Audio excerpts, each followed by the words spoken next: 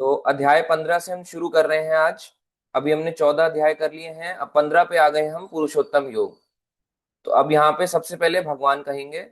बहुत अच्छा और इम्पोर्टेंट श्लोक है, आप सभी इसको ध्यान से सुने। तो भगवान कहते हैं, श्री भगवान उवाच ऊर्ध्व मूलम अधः शाखम अश्वत्थम प्राहु अव्ययम छंदांसि यस्य पर्णानि यह तम वेद सह वेदविता। भगवान ने कहा, श्री भगवान ने कहा जाता है कि एक शाश्वत अश्वत्थ वृक्ष है। अश्वत्थ का मतलब होता है बरगद का पेड़। भगवान कह रहे हैं एक ऐसा शाश्वत यानी हमेशा से रहने वाला बरगद का पेड़ है जिसकी जड़ें तो ऊपर की ओर है, यानी जड़ें ऊपर को हैं और शाखाएं नीचे की ओर है, यानी ब्रांचेस नीचे की है।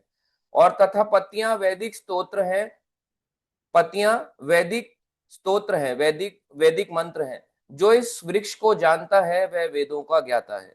यानी जो इस वृक्ष के बारे में जान जाए, सिंपल सा है, जो इस बरगद के पेड़ के बारे में जान जाए तो वो वेदों का ज्ञाता है। अब बरगद का पेड़ को जानने का मतलब क्या है? जैसे एक बरगद का पेड़ होता है, उसकी जड़ नीचे होती है और बाकी उसकी ब्रांचेस ऊपर होती हैं, फिर उसमें टहनियां होती हैं। मगर ये जो संसार है ये थोड़ा उल्टा है।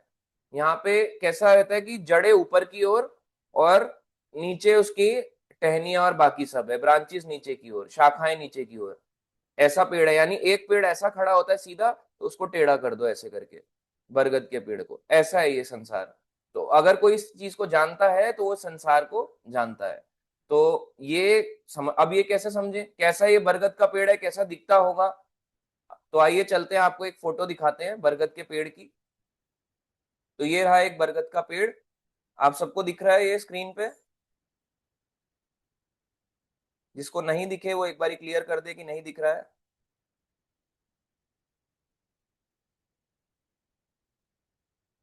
ठीक है, दिख रहा है, दिख रहा है, ठीक है।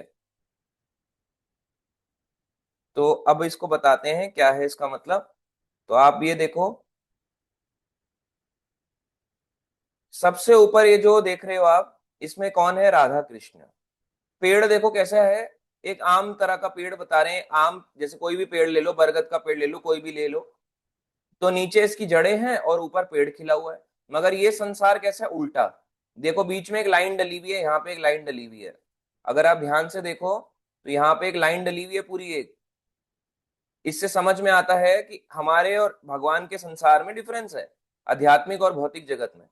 अब नीचे देखो ये कैसा संसार है, इसकी जड़ें जो हैं ये ऊपर की ओर हैं और शाखाएं जो हैं वो नीचे की ओर हैं। यानी उल्टा हो रखा है पेड़, पत्तियां देखो नीचे की ओर आ रखी हैं और जड़ें ऊपर की ओर हैं।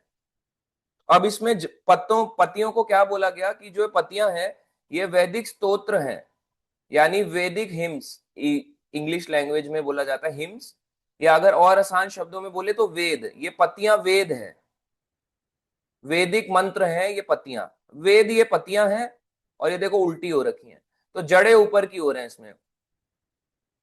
और इसमें देखो जड़ में सबसे ऊपर कौन बैठा है? ब्रह्मा। और ये यहां से जड़ ऊंची नीचे नीचे नीचे जा रहा है। तो अब क्या हो गया कि इसका मतलब क्या हमारा संसार पेड़ है क्या? बिल्कुल भी नहीं, हमारा संसार पेड़ नहीं है, हमारा संसार उल्टा है। देखो जो वहां पे होता है जैसे भौतिक संसार है, वैसे हमारा संसार उल्टा है। हमारे संसार में इसका समझाने का मतलब ये है, उल्टे का मतलब ये नहीं कि हम उल्टे टंगे हुए हैं, पेड़ ऐसे है तो हम उल्टे टंगे हुए हैं, इसको ऐसे मतलब नहीं। इसका मतलब समझने का ये है कि जो जड़ है वो ऊपर की ओर है, यानी जड़ जो है इस संसार की ब्रह्मा से आ रही है और ब्रह्मा की भी जो जड़ है वो कृष्ण से आ रही है। ये इसका मतलब है। तो जो इस पेड़ को जानता है, रूट कॉज को जानता है कि रूट कॉज क्या है, कृष्णा है। यानी जड़ जो है वो कृष्णा है और उन्हीं से सब कुछ फैल रहा है। आमतौर पे जो नीचे से पेड़ ऊपर को जाता है, यहाँ पे बता रहे ऊपर से नीचे को आ रहा है। और यहाँ पे सब कुछ उल्टा क्यों है? क्योंकि जो आध्यात्मिक संसार में सब कुछ सही रहता है, तो यहाँ पे सब कुछ उल्टा होता है। समझ में आ रहा है आप सबको क्या हम बात कर रहे हैं? तो आप सबको टाइम से ज्वाइन करना चाहिए, तभी समझ में आएगा। आप सब ज्वाइन करोगे तो हम टाइम से एकदम 8 बजे क्लास कर देंगे, 8, 8:05 पे। अगर हम लेट ज्वाइन करते हैं तो उतनी लेट क्लास होती है। तो टाइम से हमें ज्वाइन करना चाहिए सभी को, ठीक है? हरे कृष्णा आप सभी भक्तों को। तो आप सब टाइम से ज्वाइन करें, टाइम से ज्वाइन करने से जो भक्त पहले ज्वाइन कर सके हैं वो भी आ रहे हैं, आप सब भी आओगे तो सब कुछ क्लास के सिस्टमेटिक चलेगा। नहीं तो फिर समझ ही नहीं आएगा टॉपिक चल क्या रहा है। फिर गीता आधी समझ में आएगी, आधी नहीं आएगी। तो पहले ही आप ज्वाइन कर लो, सबसे बेस्ट यही रहता है। और बहुत से भक्त ऐसे हैं जो इनएक्टिव रहते हैं, तो वो वैसे ही उल्टे टंगे हुए हैं, उनको लग रहा है कि हम संसार में सीधे चल रहे हैं, जबकि वो पहले से ही उल्टे हो रखे हैं। तो वो अपने मन को दिलासा देने वाली बात है कि हम अच्छा चल रहे हैं, अच्छा कुछ नहीं है। अगर आप भौतिक तरक्की कर रहे हो, आपकी फैमिली बहुत खुश है, आपके पास धन बहुत आ रहा है, आपकी जॉब बहुत अच्छी चल रही है, आपके बीवी बच्चे आपका परिवार आपसे खुश है, तो समझो भगवान आप पे कृपा ही नहीं कर रहे। यही सच्चाई है। अगर सब कुछ गड़बड़ाया हुआ है जिंदगी में, तो इसका मतलब भगवान सच में आपकी भलाई चाह रहे हैं।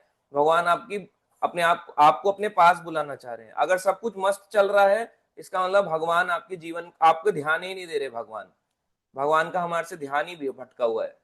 तो कुछ सही नहीं चलना चाहिए, जीवन में उतार चढ़ाव आते रहने चाहिए, जरूरी है।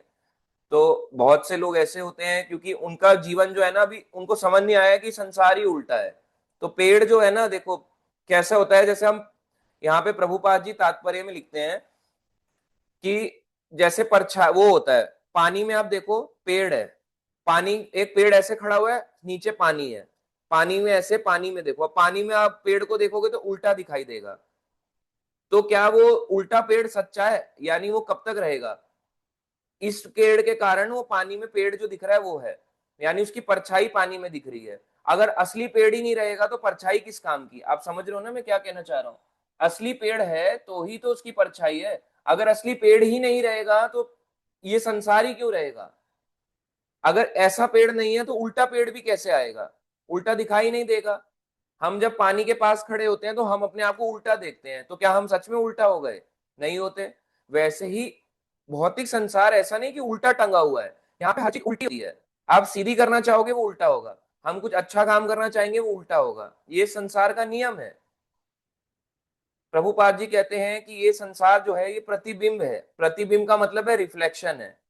रिफ्लेक्शन में देखो, जब आप, जैसे आप देखो, मैं अभी ऐसे यहाँ पे हूँ, जूम में हूँ, या आप अपने घर में शीशा देखते हो, जब आप राइट हैंड उठाते हो तो शीशे में लेफ्ट हैंड उठाई देता है, ऐसा होता है। जब आप राइट हैंड उठाते हो, सीधा हाथ उठाते हो, तो शीशे में दिखता है कि उल्टा हाथ उठा हुआ है, ऐसे ही तो दिखाई देता है। और जब आप उल्टा हाथ यानी लेफ्ट हैंड उठाते हो तो शीशे में दिखता है राइट हैंड उठा हुआ है। पर क्या शीशा सही है या हम सही है? हम सही है ना, शीशा उल्टा दिखा रहा है। ऐसे ही भौतिक संसार काम करता है। जैसे पानी में परछाई उल्टी दिखती है, शीशे में उल्टा दिखता है, वैसे ही संसार जो है आध्यात्मिक संसार से उल्टा चलता है। वहां सब कुछ सीधा चलेगा या उल्टा चलेगा? वहां मस्त चलता रहेगा, लीलाएं चलती रहेंगी, या दुख दुख दुख दुख चलता रहेगा? तो यहाँ पे सब कुछ उल्टा है इस संसार में, इसलिए इस संसार का नाम ही दुखालयम है, क्योंकि यहाँ पे उल्टा कुछ ना कुछ बुरा ही होता रहता है। और भी संसार में एक और बात है कि इस संसार में जो भी चीज होती है वो टेम्पररी होती है, परछाई परमानेंट नहीं रहती। पानी पानी में जब ऐसे करके, एक पेड़ है सीधा खड़ा हुआ है, ये पानी ऐसे करके बह रहा है, ठीक है, ऐसे करके, सांप नहीं है, आप सोच रहे हो सांप दिखा रहा हूं, ऐसे करके पेड़ है, तो ये पानी है मान लो। अब ये अब ये पेड़ ऐसे उल्टा दिखाई दे रहा है पानी के अंदर, पानी में तो टेढ़ा ही दिखाई देगा, उल्टा दिखाई देगा पेड़ कि। अब मान लो ये पेड़ है, ये तो परमानेंट अपनी जगह पे ही है, और ये पानी है। अगर मान लो पानी नहीं होगा तो क्या पेड़ उल्टा दिखाई देगा? नहीं। पानी के अंदर वाला पेड़ जो दिखाई दे रहा है, क्या वो हमेशा के लिए रहता है? नहीं रहता। इसका मतलब एक शाश्वत अश्वत्थ वृक्ष, यानी एक ऐसा संसार है जो ऊपर की तरह जड़े हैं, यानी कृष्ण उसकी जड़ है, और नीचे की तरफ को आ रहा है, नीचे की तरफ को ग्रो कर रहा है। यानी आध्यात्मिक संसार से भौतिक संसार आया। आध्यात्मिक संसार कृष्ण के धाम से या वैकुंठ धाम से ये भौतिक संसार, भौतिक जगत आया। अगर वो है तो ये है। इसका मतलब ये नहीं कि आध्यात्मिक संसार कभी था नहीं, वो हमेशा से था। ये भौतिक संसार बाद में बना, ये हमारे लिए बना। उल्टा है ना, उल्टा दिखाई दे रहा है, उल्टे लोगों के लिए ये संसार बना, हम लोग उल्टे हैं, इसलिए हमारे को यहाँ पे डाल दिया गया। तो ये परमानेंट नहीं रहता, यहाँ पे सब कुछ टेम्पररी होता है। जैसे रिफ्लेक्शन में, रिफ्लेक्शन परमानेंट नहीं रहती, टेम्पररी होती है, यानी कुछ टाइम तक रहेगी, चली जाएगी, उसके बाद समाप्ति हो जाएगी। रिफ्लेक्शन यानी कि परछाई, परछाई कुछ समय रहती है, चली जाती है। वैसे ये संसार कुछ समय तक रहेगा, नष्ट हो जाएगा, कुछ समय रहेगा, नष्ट हो जाएगा, ऐसा रहता है ये संसार। यही इसके तात्पर्य में सारा लिखा हुआ है। और अब इसको जानने के लिए कैसे जाने, कि इसको जानने के लिए कैसे करना पड़ेगा, तो हमें पतियों को जानना पड़ेगा। पत्तियों का मतलब है वेदों को पढ़ना पड़ेगा, और वेदों से क्या जानना पड़ेगा, कर्म कांड नहीं, जो हमारे यज्ञ अनुष्ठान ये सब नहीं जानना, पतियों के थ्रू क्या जानना है कि जड़ क्या है। समझ में आया? एक पत्ता आपको मैं दे दूं, बताऊं आपको, बोलूं बताओ कौन सा पेड़ है, आपको एक आम के पेड़ का पत्ता दे दिया, बता पाओगे? नहीं बता पाएंगे। अगर एक बरगद के पेड़ का पत्ता दे दिया, बता पाएंगे कौन सा पेड़ है? हो सकता है नहीं बता पाए। एक पीपल के पेड़ का पत्ता दे दिया, क्या बता पाएंगे कौन सा पेड़ है? नहीं बता पाएंगे, कई बता भी देंगे। तो वैसे ही वेदों का काम है भगवान को जानना। ये पतियों का काम है कि पतियों से पता लगाओ कि जड़ क्या है इसकी, यानी कौन से पेड़ का पत्ता है। वैसे ही वेदों का काम है भगवान कृष्ण को जानना। पर क्योंकि लोग अपना ध्यान को भटका देते हैं, वेदों में कर्म कांड सब कुछ करेंगे, उनको लगेगा कि हम खुश हैं, पर यह सच्चाई खुशी नहीं है, ये कपट कृपा है। वैदिक कर्मकांड करने से कोई व्यक्ति बहुत महानतम नहीं बन जाता, कि हम सोचते हैं कि हम महान बन गए कि हम कर्मकांड कर रहे हैं, वैदिक यज्ञ कर रहे हैं, सब कर रहे हैं। वो सब आप कर रहे हो, अच्छी बात है, मगर भक्ति पूरा ही डिफरेंट चीज है। भक्ति ऐसी चीज है, जैसे आपको मैं बताऊं, जैसे दूध है, और एक तरफ जो है गाय का दूध है, और एक तरफ पाउडर वाला दूध है। इतना फर्क है भक्ति में और कर्म कांड में। तो वेदों को जानने का, वेदों से क्या जानना है, कृष्णा को। वेदों से आप गाय का दूध जानो, या गाय का मतलब एग्जाम्पल बता रहा हूं, अगर आपको कुछ चीज सही चीज लेनी है तो क्या करोगे दूध के लिए? गाय को सामने देखोगे, देखोगे गाय से ऐसे दूध निकाल रहे हैं और उसको पियोगे। तो गाय का दूध पीना है ना, हमें पाउडर मिल्क थोड़ा ना चाहिए। वैसी वेदों का असली काम है भगवान कृष्ण को जानना। पर हम किसको जानते हैं वेदों के द्वारा? वेदों के द्वारा हम कर्म कांड में फंस जाते हैं। तो अगर आपको ये संसार जो है, वेद शास्त्र इसलिए ही दिए गए हैं, केवल वेद ही नहीं, सारे शास्त्र इसलिए दिए गए हैं कि कृष्ण को जान सकें। पर हम उल्टा चलते हैं, हम शास्त्र अपनी पूर्ति के लिए रखते हैं। तो आप समझ रहे हो ये शास्त्र का मतलब क्या है? शास्त्र का मतलब भगवान को जानने के लिए है, पुरुषोत्तम भगवान कृष्ण को जानने के लिए, इसलिए इसका नाम ही यही अध्याय का पुरुषोत्तम योग। ठीक है, आप सबको समझ में आ रहा है हम क्या बात कर रहे हैं? कि आप पेड़ की बात करी तो ये परमानेंट कोई पेड़ नहीं है, उल्टे पेड़ की बात हो रही है, कि संसार में सब कुछ उल्टा होता है। वो संसार सीधा है, ये उल्टा है। वहां सब कुछ सही होगा, यहाँ सब कुछ खराब होगा। वो परमानेंट है भगवान का धाम, ये परमानेंट नहीं है, क्योंकि परछाई परमानेंट नहीं रहती। और इस संसार को जानना है या इसका जड़ को जानना है, तो जड़ को जानने के लिए क्या करना होगा? भगवान की भक्ति करनी होगी। और वो कैसे? शास्त्र के माध्यम से भगवान की भक्ति करनी होगी। ये है इसका सिंपल सा मतलब। अगर आप पहले अध्याय का वो निकालोगे, पहले अध्याय 15वें अध्याय का पहले नंबर श्लोक का मतलब निकालोगे, तो यही निकलेगा।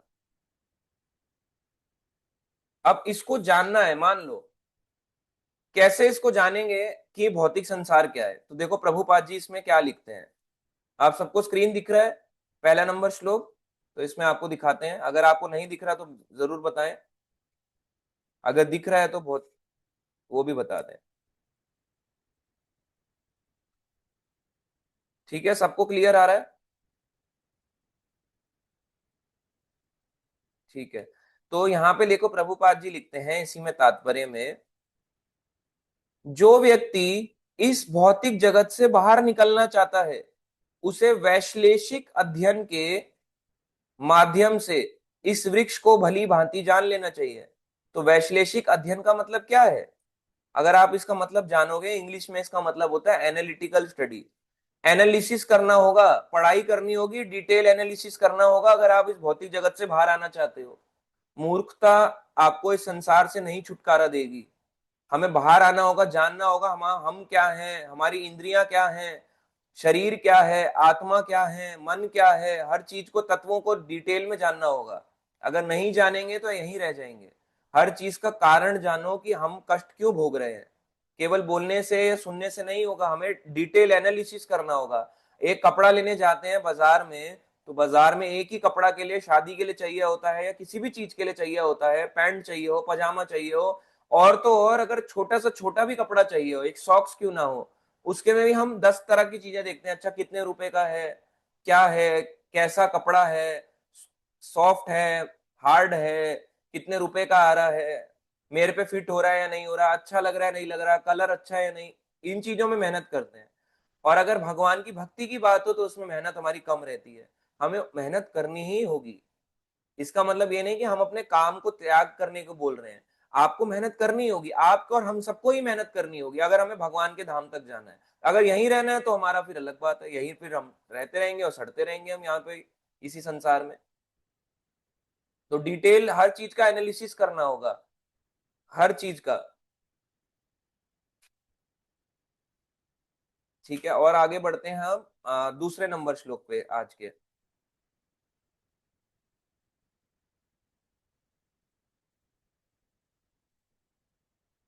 अधा च ऊर्ध्वं प्रसतः तस्य शाखा गुण प्रवृद्धा विषया प्रवाला अधः च मूलानि अनुसंततानि कर्म अनुबंधिनी मनुष्य लोके। अब इसका मतलब पढ़ते हैं अनुवाद।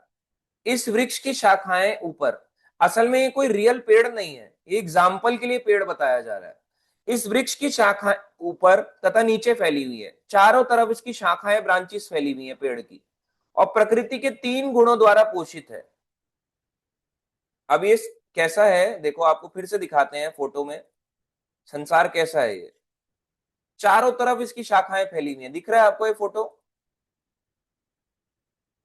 फोटो दिख रहा है, देखो कैसा है ये संसार। इसकी शाखाएं हर तरफ फैली हुई हैं, ऊपर को है, कोई यहाँ पे जा रही है, कोई यहाँ पे जा रही है, कोई यहाँ जा रही है, छोटी छोटी टहनियां हैं, दिख रहा है आपको ये फोटो में जो हम स्क्रीन पे दिखा रहे हैं? हाँ। तो आप देखो कहीं पे भी ऊपर नीचे इसकी ब्रांचेस जा रही हैं, कुछ ऊपर है कुछ नीचे, कुछ ऊपर है कुछ नीचे, जड़ ऊपर या नीचे। इसका मतलब ऐसा नहीं कि ब्रह्मा इस पेड़ के ऊपर नीचे यहाँ बैठे हैं, एग्जाम्पल के लिए बताया गया है कि ये संसार कैसा है। इस संसार में जड़ कुछ ऊपर कुछ नीचे, कुछ ऐसे जा रही है इसकी ब्रांचेस, और यहाँ से जड़ है, ऐसे ग्रो कर रहा है, अलग अलग चीजों का है। और ये पतियां जो है ये वेद शास्त्र है हमारे, पतियों के थ्रू भगवान को जानना है, कृष्णा को, यानी शास्त्रों के माध्यम से। तो ये जितनी भी ब्रांचेस हैं, ये देखो ये प्रकृति के 3 गुणों द्वारा पोषित है। इसका मतलब आप समझे, हमने पिछला अध्याय पढ़ा प्रकृति के 3 गुण हैं, सतोगुण रजोगुण तमोगुण। तो ये हमें ऐसे ऐसे ऐसे करके बांधे हुए हैं। जैसे पेड़ को ग्रो करना हो तो क्या करना होगा, उसमें आपको धूप देनी होगी, पानी डालना होगा, है ना, उसको साफ सुथरा रखना होगा। ऐसा नहीं कि लोग प्लास्टिक फेंक के चले जाए, नहीं तो मिट्टी खराब हो जाएगी। उसका ध्यान रखना होगा पेड़ के लिए, तब उसका पोषण होगा। मगर इस भौतिक संसार का पोषण कैसे होता है? 3 गुणों से। यानी प्रकृति जो है भगवान की शक्ति है, प्रकृति भगवान की बहिरंगा शक्ति है। तो दुर्गा सतोगुण रजोगुण तमोगुण इस तरीके से इस संसार को पोषित करती है। पोषण यानी नरिश करती है कि वो ये पेड़ जो है भौतिकता है ये बढ़े। समझे? इस भौतिकता को बढ़ाने के लिए प्रकृति अपना काम करती है 3 गुणों में, सतोगुण रजोगुण तमोगुण।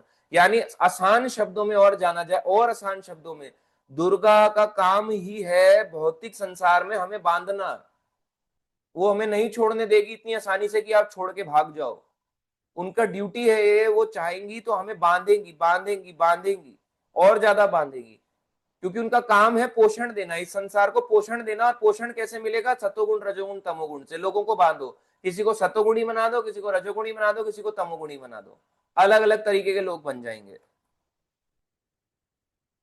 और पढ़ते हैं श्लोक में, इसकी टहनियां इंद्रिय विषय है, इंद्रियों के विषय होते हैं। आंख का काम है देखना, है ना, त्वचा का काम है स्पर्श करना, जीभ का काम है स्वाद लेना, ऐसे इंद्रियों के विषय है। हर इंद्रियों का कुछ ना कुछ अपना काम है, उसको इंद्रिय विषय कहते हैं। ऐसे इसकी टहनियां है, यानी पेड़ है, पेड़ में देखो कैसी टहनियां है, यानी इस संसार में हमारे को बांधता है। प्रकृति के 3 गुण बांध रहे हैं, इंद्रियों के विषय हमारे को बांध रहे हैं। इस वृक्ष की जड़ें नीचे की ओर भी जाती हैं, कभी कभी इसकी वृक्ष की नीचे भी चली जाती है, जो मानव समाज के सकाम कर्मों से बंधी हुई है, हमारे को बांधता है। ये पूरी तरह से संसार का काम ही यही है कि हमारे को बांधे। पूरी तरह से संसार हमारे को, सकाम कर्म का मतलब है, आपको बार बार बताया है कि ऐसा कर्म करना जिसके प्रति फल की इच्छा हो। सिंपल, कि मैंने कर्म किया तो मेरे को फल की इच्छा है, अच्छी किसी की मदद करूंगा तो मुझे रिटर्न में कुछ चाहिए, इसे सकाम कर्म कहते हैं। इसे सकाम कर्म कहा जाता है। ऐसी चीजें जो है ये हमें बांधती हैं। इंद्रियां हमारे को इस संसार में बांधती हैं, प्रकृति के 3 गुण हमारे को बांधते हैं। तो हम कौन सी आजादी की बात करते हैं कि हम आजाद हैं? हम कुछ आजाद नहीं है। आजाद आपको कोई करना चाह रहा है, पर हम होना नहीं चाह रहे। हम कह रहे हैं आजाद हो जाओ, बोल रहे नहीं हम बंधे ही ठीक हैं, हम बहुत खुश हैं। मैं आपको बता दूं, अगर आप मंदिर जाते हो आप आजाद नहीं हो, हम बंधे हुए हैं। आप शास्त्र पढ़ रहे हो तो भी आप बंधे हुए हो, आप कथा सुन रहे हो तो भी आप बंधे हुए हो। हम, आप क्या, मैं भी बंधा हुआ हूं, हम सब इस संसार में जो प्राणी हैं सब बंधे हुए हैं। कोई कम कोई ज्यादा, हर कोई इस संसार में बंधा हुआ है। मैं हमें हमें मेहनत करके छूटना होगा। हर चीज को डिटेल में जानना होगा, मेहनत करनी होगी, नहीं तो हम बांधते चले जाएंगे और बंधेंगे और बंधेंगे और बंधेंगे। संसार का काम ही है बांधना हमारे को यहाँ पे। तो कई बार मैं आपको एग्जांपल देता हूँ, हमें क्या लगता है कि हम आजाद हैं। जब हम भक्ति कर रहे हैं या कोई भी काम कर रहे हैं, हमें लगता है हम आजाद है, हमें कोई नहीं देखता, हर चीज हमारी नोट होती है। देखो, भक्ति, मैं आपको बताता हूँ, एक भक्त जो है वो तेज भाग रहा है और एक भक्त स्लो चल रहा है, दोनों में क्या डिफरेंस है? आपको क्या लगता है? आप बताओ आंसर, कि दोनों में, मैंने कल भी बताया, क्या डिफरेंस है? एक तेज भाग रहा है, एक की गति धीरे चल रही है, क्योंकि दोनों ही एक ही क्लास में पढ़ रहे हैं। हो सकता है दोनों भक्त साथ साथ एक ही साथ जुड़े हों, एक ही साथ एक ही क्लास में आ रहे हो, एक ही तरह की कथा सुन रहे हो। उन दोनों में एक तेज चल रहा है, एक धीरे चल रहा है, क्या डिफरेंस है बताओ? एक तेज गति से आगे बढ़ रहा है, एक धीरे, बताओ कौन बताएगा आंसर? कि दो भक्त हैं, यही क्लास सुन रहे हैं या किसी की भी क्लास सुन रहे हैं, एक तेज चल रहा है, एक धीरे चल रहा है। चलो ठीक है, हनुमान प्रभु जी बताएंगे। हरे कृष्ण प्रभु जी जो तेज वाला है वो ज्यादा अच्छे से एनालाइज कर पाएगा चीजों को और समझ क्यों कर रहा है? पाएगा उसमें। वो हाँ, तेज वाला क्यों एनालाइज कर पा रहा है ज्यादा? क्योंकि प्रभु जी वो मतलब वो ज्यादा मतलब उसके डिजायर है कि मतलब हाँ मुझे अभी छूटना है, मतलब और मुझे मतलब कंट्रोल नहीं होना है मतलब माया से। तो मतलब उसका उसके डिजायर पे हाँ, मतलब डिपेंड करता है कि मतलब हाँ मुझे छूटना है तो इसीलिए मुझे मेहनत करनी आप होगी। अच्छा कह रहे हो। जो तेज वाला है वो जल्दी पहुंचना चाहता है, यहाँ पे भी लिख हाँ रहे हैं। प्रशांत कुशवाहा प्रभु जी कह रहे हैं डिजायर ज्यादा है संसार से निकलने की उसकी। हाँ ये भी है। अनिंदा माता जी कह रही है तेज वाला डेस्टिनेशन पे पहुंचेगा। ठीक है, पर तेज चलना क्यों चाह रहा है? कैसे, क्यों तेज दौड़ रहा है?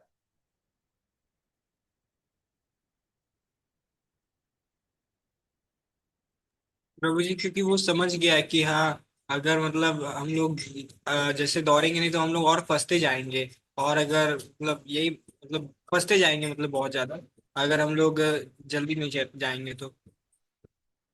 ठीक है, आपका आंसर अच्छा है काफी। तो और भी ठीक। भक्तों से पूछते हैं, अंजुल प्रभु जी से।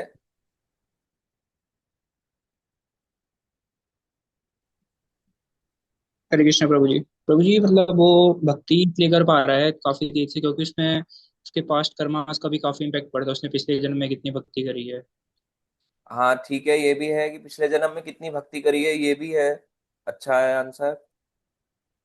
अभिमन्यु प्रभु जी। जी।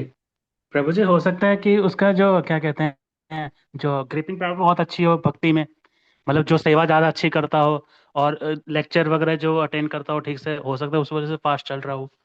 हाँ ठीक है, ये भी काफी हद तक अच्छा आंसर है। तो और कुछ देखते हैं। आदित्य नारायण प्रभु जी कह रहे हैं गुण बंधन लूज है, बोल सकते हैं, मतलब भक्ति से उनका, उसका हूं गुण बंधन लूज हो रहा है। मैं समझा नहीं प्रभु जी। गुणों का बंधन लूज है, बोल सकते हैं, मतलब भक्ति से उसका गुण का गुण बंधन लूज हो रहा है। मैं समझा नहीं प्रभु जी आपका ये क्वेश्चन, ना एक बार आप दोबारा बताएं। हाँ, गुणों, भक्ति से उसका गुण जो है 3 गुणों से लूज हो रहा है, करेक्ट, ये तो सही है, आप सही लिख रहे हो। क्वेश्चन ये है कि दो भक्त हैं, मान लो एक ही तरह की क्लास में आ रहे हैं, एक तेज चल रहा है, एक को जल्दी जल्दी सब समझ में आ रहा है, दूसरा जल्दी नहीं समझ पा रहा। चलो ये आंसर बता दिया कि पिछले जन्म की उसकी भक्ति है तो भी वो तेज दौड़ रहा है, मगर क्या फर्क है दोनों में? सबसे मेजर फर्क मैंने कल भी बताया, अगर आप ध्यान से सुनेंगे और ध्यान से इसको नोट भी करो, उसको ध्यान से जान के, एक दूसरे में सिर्फ यही फर्क है, एक पढ़ रहा है, दूसरा पढ़ नहीं रहा है। बस लोगों को लग रहा है कि वो तेज भाग रहे हैं, वो तेज भाग, कोई भाग नहीं रहा है, वो तेज रीड कर रहा है। वो अब सबकी अपनी अपनी स्पीड है, पर वो शास्त्र को ढंग से पढ़ रहा है। बस ऐसे नहीं पढ़ रहा कि है ना, ऐसे फटाफट पढ़ा इस वृक्ष की शाखाएं ऊपर नीचे की फल, प्रकृति के तीन गुणों द्वारा पोषित है, नहीं समझ में आएगा। वो धीरे धीरे पढ़ रहा है, उसको दो अक्षर भी जल्दी समझ में आ रहे हैं, उसको ज्यादा पढ़ के भी समझ नहीं आ रहा, तो उसको स्टडी कर रहा है। और एक सिर्फ रीड कर रहा है, हो सकता है एक रीड भी ना कर रहा हो। तो स्टडी करने वाला जो होता है, ध्यान से पढ़ने वाला, उसके नंबर हमेशा अच्छे आते हैं, उसका ज्ञान भी ज्यादा अच्छा होता है। चाहे उसको कम आता हो मगर ज्यादा अच्छा आएगा, क्योंकि उसको क्वालिटी ज्ञान है, क्वालिटी नॉलेज होना जरूरी है। क्योंकि वो ध्यान दे के समझ के पढ़ रहा है, अपना टाइम जो है भक्ति में लगा रहा है, ज्यादा से ज्यादा इन सब चीजों को टाइम वक्त दे रहा है, इसकी वैल्यू समझ रहा है, ये सब है।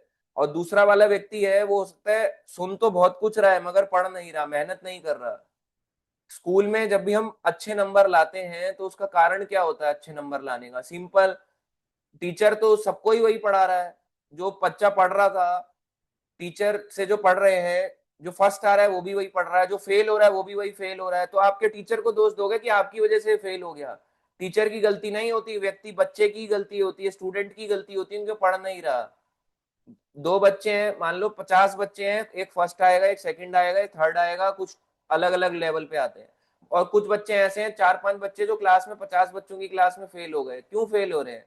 फेल होने का कारण वो पढ़ नहीं रहे। हाँ, तो हमें पढ़ना चाहिए। आप ऐसा मत सोचो कि हम पढ़ेंगे नहीं तो भक्ति भगवान का भजन करते रहेंगे, भगवान मिल जाएंगे, नहीं मिलेंगे, ये बात तो तय है। आप कोई भी पढ़ लो, कोई कहीं पे ऐसा कोई ऐसा भक्त नहीं रहा इस संसार में जिसने बिना शास्त्र पढ़े बिना अध्ययन करे भगवान को पा लिया हो, कोई नहीं रहा। आप कोई भी पढ़ लो, चाहे मीराबाई से लेके शबरी से लेके, कोई ऐसा नहीं रहा जिसने भगवान को ऐसे ही पा लिया, बस बेर खिलाए हो गया, राम जी को पा लिया। मेहनत सबने करी है, हम सबको मेहनत करनी होगी, चाहे आप सतयुग में हो, त्रेता, द्वापर, कलयुग। कलयुग में भी शास्त्र हैं, भगवान की कृपा से अभी तक तो है, आगे आने वाले समय में वो भी नहीं रहेंगे। और अब तो शास्त्रों की इंपॉर्टेंस कम कम कम ही होते हुए दिखेगी आपको। इसलिए हमारे को काम सबसे इंपॉर्टेंट है कि हम शास्त्र पढ़ें, जो मर्जी हो जाए। मैंने आपको बार बार बोला, जो मर्जी हो जाए आपके दिन में, पर आप पढ़ो, इन सबको पढ़ना बहुत जरूरी है। एक अच्छा व्यक्ति अच्छा नंबर इसलिए ही ला पा रहा है क्योंकि वो घर में पढ़ाई करता है, सिंपल। क्योंकि एक टीचर पढ़ाता है, पढ़ाने के बाद फर्स्ट वाला भी वैसे ही पढ़ रहा है, सेकंड भी वही पढ़ रहा है, और फेल वाला भी वही पढ़ रहा है। तो इसमें टीचर की गलती नहीं है, बच्चे की ही गलती है, क्योंकि उसने खुद एग्जाम टाइम में खुद से मेहनत नहीं करी। तो हमें खुद से मेहनत करनी होगी, और मेहनत क्या है? शास्त्रों को ध्यान से पढ़ना। तो यही है इसका आंसर। तो अगर इसमें यही बोला गया कि वृक्ष की जड़ें ऊपर की ओर है, ये नीचे की ओर है, इससे छूटना है, बंधनों से छूटना है, तो हमें शास्त्रों को पढ़ना पड़ेगा, सिंपल है। नहीं तो हम समझ नहीं पाएंगे कि इस संसार में कितनी बुरी तरह जकड़ा हुआ है, कितनी बुरी तरह बांधा हुआ है। चलो अब आगे चलते हैं। और भी इसमें कुछ और भी चीजें हैं कि और सहायक जड़ें भी ऐसी होती हैं। वो सहायक जड़ें जो हैं वो होती है राग और द्वेष की। अटैचमेंट भी हमें संसार से बांधती है, द्वेष करना भी हमें संसार से बांधती है, वो भी इस तात्पर्य में बताया गया। तो अब आता है तीसरा नंबर श्लोक और चौथा नंबर, ये दोनों साथ साथ हैं। भगवान कह रहे हैं, नारूपमस्य इहि तथा उपलभ्यते, न अंतः न च आदि न च संप्रतिष्ठा, अश्वत्थम एनम सुविरूढ़ मूलम, असंग शस्त्रेण दृढ़ेन छित्त्वा, ततः पदम तत परिमार्गितव्यम, यस्मिन् गता न निवर्तन्ति भूय, तमेव च आद्यं पुरुषं प्रपद्ये, यतः प्रवृत्ति प्रसृता पुराणी। दो श्लोक भगवान ने कहे, इस वृक्ष के वास्तविक स्वरूप का अनुभव इस जगत में नहीं किया जा सकता। आप नहीं समझ सकते इस जगत में कैसे ये उल्टा टंगा हुआ है, कैसे उल्टा पेड़ है। इससे क्लियर हो जाता है कि जो पेड़ है ये ऐसे समझ नहीं आएगा, क्योंकि असली में कोई पेड़ ऐसा नहीं है। ये भगवान एग्जाम्पल रूप में कह रहे हैं कि हे अर्जुन, जो ऊपर पेड़ है ये उल्टा है, इस संसार में सब उल्टा चलता है। इस वृक्ष के वास्तविक स्वरूप का अनुभव इस जगत में नहीं किया जा सकता। कोई भी नहीं समझ सकता कि इसका आदि कहाँ है, कहां से ये पेड़ यानी कहां से शुरू हो रहा है और अंत कहाँ है, इसका आधार कहाँ है। कहां से? आधार कार्ड नहीं, आधार मतलब कौन है इस वृक्ष का आधार। लेकिन मनुष्य को चाहिए कि दृढ़ मूल वृक्ष वाले वृक्ष को कैसे काटना होगा? विरक्ति के शास्त्र से काट गिराए। अब एग्जाम्पल आपको देते हैं, जैसे एक पेड़ है, ठीक है, ऐसे करके पेड़, खिला हुआ पेड़ है, कोई भी बरगद का या कोई पेड़, अब उसको काटा जा रहा है आरी से, आरी से काटेंगे तो ऐसे करके गिर जाएगा। अब ये जगत में पेड़ ऐसा है, कैसे काटोगे इस पेड़ को? आरी से तो काट नहीं सकते, क्योंकि भगवान ने कहा इस पेड़ का आप अनुभव नहीं कर सकते, क्योंकि आध्यात्मिक संसार में पेड़ ऐसा है, इस जगत में सब कुछ उल्टा है। एग्जाम्पल के लिए भगवान ने बताया ये जगत पेड़ नहीं है, ये पेड़ नहीं है संसार, मगर पेड़ के एग्जाम्पल से समझाया कि वहां सब कुछ सीधा है, तो यहाँ टेढ़े पेड़ की तरह है, सब कुछ टेढ़ा है यहाँ पे। इसको इस पेड़ को काट नहीं सकते आप, इसकी जड़ों को नहीं काट सकते, मगर अगर आपको इस भौतिक संसार से छूटना है तो क्या करना होगा? हमारे को विरक्ति यानी डिटैचमेंट के शस्त्र से काटना होगा। शस्त्र और अस्त्र, आप दो चीजें जानो क्या होता है। शस्त्र मतलब जो हाथ में लेके लड़ा जाए, अस्त्र मतलब जो फेंक के मारा जाए। तलवार शस्त्र है, तीर अस्त्र है। तलवार शस्त्र है, शस्त्र का मतलब जो हाथ में पकड़ के लड़ाई करी जाए, और अस्त्र का मतलब है जो ऐसे करके चलाया जाके फेंका जाए किसी पे, तो वो अस्त्र बन जाता है। समझ में आया अस्त्र और शस्त्र क्या होता है? शस्त्र मतलब जो हाथ में लेके, जैसे तलवार होती है। इस संसार को अगर आपको काटना है पेड़ को, तो तलवार तो है नहीं। असली तलवार क्या है? इसमें कहा गया कि वो तलवार है विरक्ति की, यानी विरक्ति के शस्त्र से काट गिराए। विरक्ति का मतलब होता है डिटैचमेंट, डिटैचमेंट के शस्त्र से काटना होगा। डिटैचमेंट इस संसार से हमें लानी ही होगी, हमें संसार से अटैच नहीं होना। हर चीज हमें अटैच होनी सिखाती है, पर अब हमें डिटैचमेंट कब लाएंगे इस संसार से? हमें संसार से बोर फील करना होगा, मैं बोर हो गया, आपको फील करना होगा मैं बोर हो गया। अगर आप बोर हो गए ना इस संसार से, आप बिल्कुल सही हो। अगर आपको मजा आ रहा है इस संसार में, तो हम सही नहीं है। हमें बोर होना जरूरी है। बोर हो गया प्रभु जी, मैं बोर हो गया, बहुत पढ़ाई कर ली, बहुत खेल कूद लिया, बोर हो गया। बोर होना जरूरी है। अगर आप बोर हो गए तो मतलब आपको संसार अच्छा नहीं लग रहा। अब मजा आ रहा है तो इसका मतलब आपको अभी संसार अच्छा लग रहा है, अटैचमेंट है आपका, राग ने आपको पकड़ लिया, अटैचमेंट ने संसार को आपको जकड़ लिया पूरी तरह से।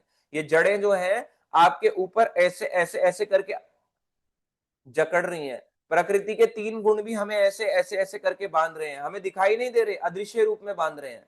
हमें लग रहा है मेरे हाथ हिल रहे हैं, पैर हिल रहे हैं, कहां बंधा हूं मैं? पर बंध रहे हैं। मन हमारा बंध रहा है इस संसार में। हमारे को मन से संसार से अलग रहना है। शरीर इस संसार में होते हुए भी मन अगर भगवान को दे देंगे तो हम मन से डिटैच हो चुके हैं। अपने मन से डिटैच कर दो इस संसार को, तभी भगवान से अटैचमेंट बना पाओगे, और बिना वजह के नहीं हो सकता। डिटैचमेंट कब आता है? एक लड़का लड़की ऐसे मान लो आपस में एक दूसरे के प्यार के पीछे पागल है, जब उससे धोखा मिलता है, लड़का को या लड़की को धोखा मिलता है, तब जाके वो दोनों अलग हो जाते हैं। और जब अलग हो जाते हैं तब वो अलग होने के बाद ऐसा ही सुकून ढूंढते हैं कि काश कोई लड़का लड़की मुझे ऐसा मिल जाए जो मेरी केयर कर सके। ऐसा ही होता है। मगर जब उसको उससे ऊंचा व्यक्ति या उससे ऊपर लेवल का वो मिल जाता है ज्ञान, तो वो उसको भूल जाता है। ऐसा ही होता है, नहीं होता? एक लड़का लड़की है, मान लो आसान शब्दों में, उनकी लड़ाई हो गई, प्रेमी प्रेमिका है, उनकी लड़ाई हो गई। लड़का भी गलत हो सकता है, लड़की भी गलत हो सकती है, प्रेमी भी प्रेमिका भी, कोई भी गलत हो सकता है। अब वो एक दूसरे से तो हट गए, मगर उनको फिर कोई व्यक्ति चाहिए जो उनको ये ऐसे करके लुभा सके, उनके दिल को शांत कर सके। अब वो शांत करने वाला व्यक्ति है, वो भी भौतिक है, हम भी भौतिक है। तो कैसे उस व्यक्ति को काटेगा वो? जब उसको अपने चेतना से ऊंचा व्यक्ति मिलेगा, तब वो काट पाएगा। ऐसा चीज हमें इस संसार से लानी होगी, हमें कृष्णा से अटैचमेंट। इस संसार, ये संसार बुरा ही तब लगेगा जब हमें कृष्णा अच्छे लगेंगे। तो कृष्णा को जानोगे तो ये संसार ऑटोमेटिकली गंदा लगने लगेगा, बुरा लगने लगेगा। यहाँ पे कुछ भी अच्छा नहीं होता। इसका मतलब ये नहीं है कि सब काम छोड़ने को कहा गया है। इसका मतलब ये है कि हमारे को इस संसार से धीरे धीरे करके डिटैचमेंट लाना होगा, तभी हम इस पेड़ को काट पाएंगे, या इस संसार की जड़ों को काट पाएंगे जो हमें बांधी हुई है। डिटैचमेंट ही संसार का त्याग करना एक बहुत बड़ा गुण है। भगवान के 6 ऐश्वर्य हैं, उसमें से एक ऐश्वर्य है त्याग का। भगवान को किसी से कोई लेना देना नहीं है, ना हमसे ना आपसे। भगवान कृष्णा जो है, जब राधा रानी को भी अपने पे मान आ गया तो उनको पेड़ पे बिठा के गायब हो गए, अदृश्य हो गए। तो वो कुछ भी कर सकते हैं, उनको राधा रानी क्या गोपियां भी नहीं चाहिए। वो कह रहे हैं मुझे कुछ नहीं चाहिए, लीला कर रहे हैं, लीला दिखा रहे हैं कि मुझे कुछ नहीं चाहिए। हालांकि भगवान को अपने भक्त बहुत प्रिय हैं, पर दिखा रहे हैं कि भगवान डिटैच रहते हैं, उनको कुछ नहीं चाहिए। वैसे ही हमें इस संसार से डिटैच होना होगा, भगवान की तरह ही हमें अपने आप को समझना होगा कि हम भगवान तो नहीं, पर हमारे को इस रहने की जगह नहीं है। ये संसार ऐसा ही है कि आपको दुख देगा, हमें पता नहीं चलता। जो लोग क्लास में नहीं आते, सोचते हैं संडे का टाइम है, हम क्या करेंगे क्लास लेके, देखो मैं आपको बता दूं, जो भी आपको आज आपका अपना लगता है वो आपका अपना नहीं है। पहले अपने मन में बिठा लो, जो मेरा अपना लगता है वो मेरा अपना नहीं है। अगर ये बात बिठा ली तो आपको समझ में आएगा कि क्यों डिटैचमेंट की बात करी जा रही है। चाहे वो हमारा परिवार वाला हो, रिश्तेदार हो, जो मर्जी हो, कोई चीज अगर आपको बोल रही है ठीक है महीने में कभी कभी हो गया क्लास नहीं ले पाए, मगर अगर ये रोज चल रहा है, हर संडे हर सैटरडे चल रहा है, नहीं ले पा रहे, ठीक है। कोई बिजनेस में फंसा, अलग बात है। कोई जॉब में है, संडे की उसकी छुट्टी नहीं होती, अलग बात है।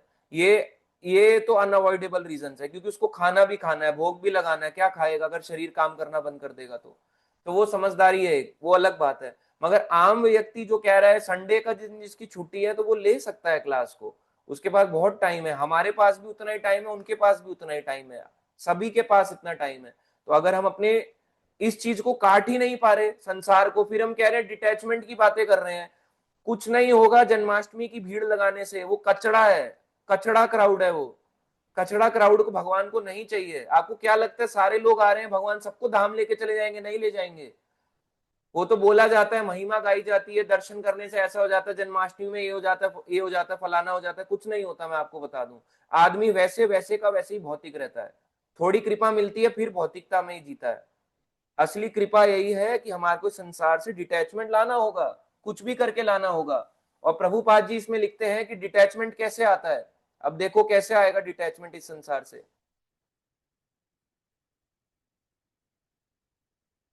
इसी में पहले अनुवाद में पढ़ते हैं कि विरक्ति के शास्त्र से काट गिराए। इसका यहां पे मतलब है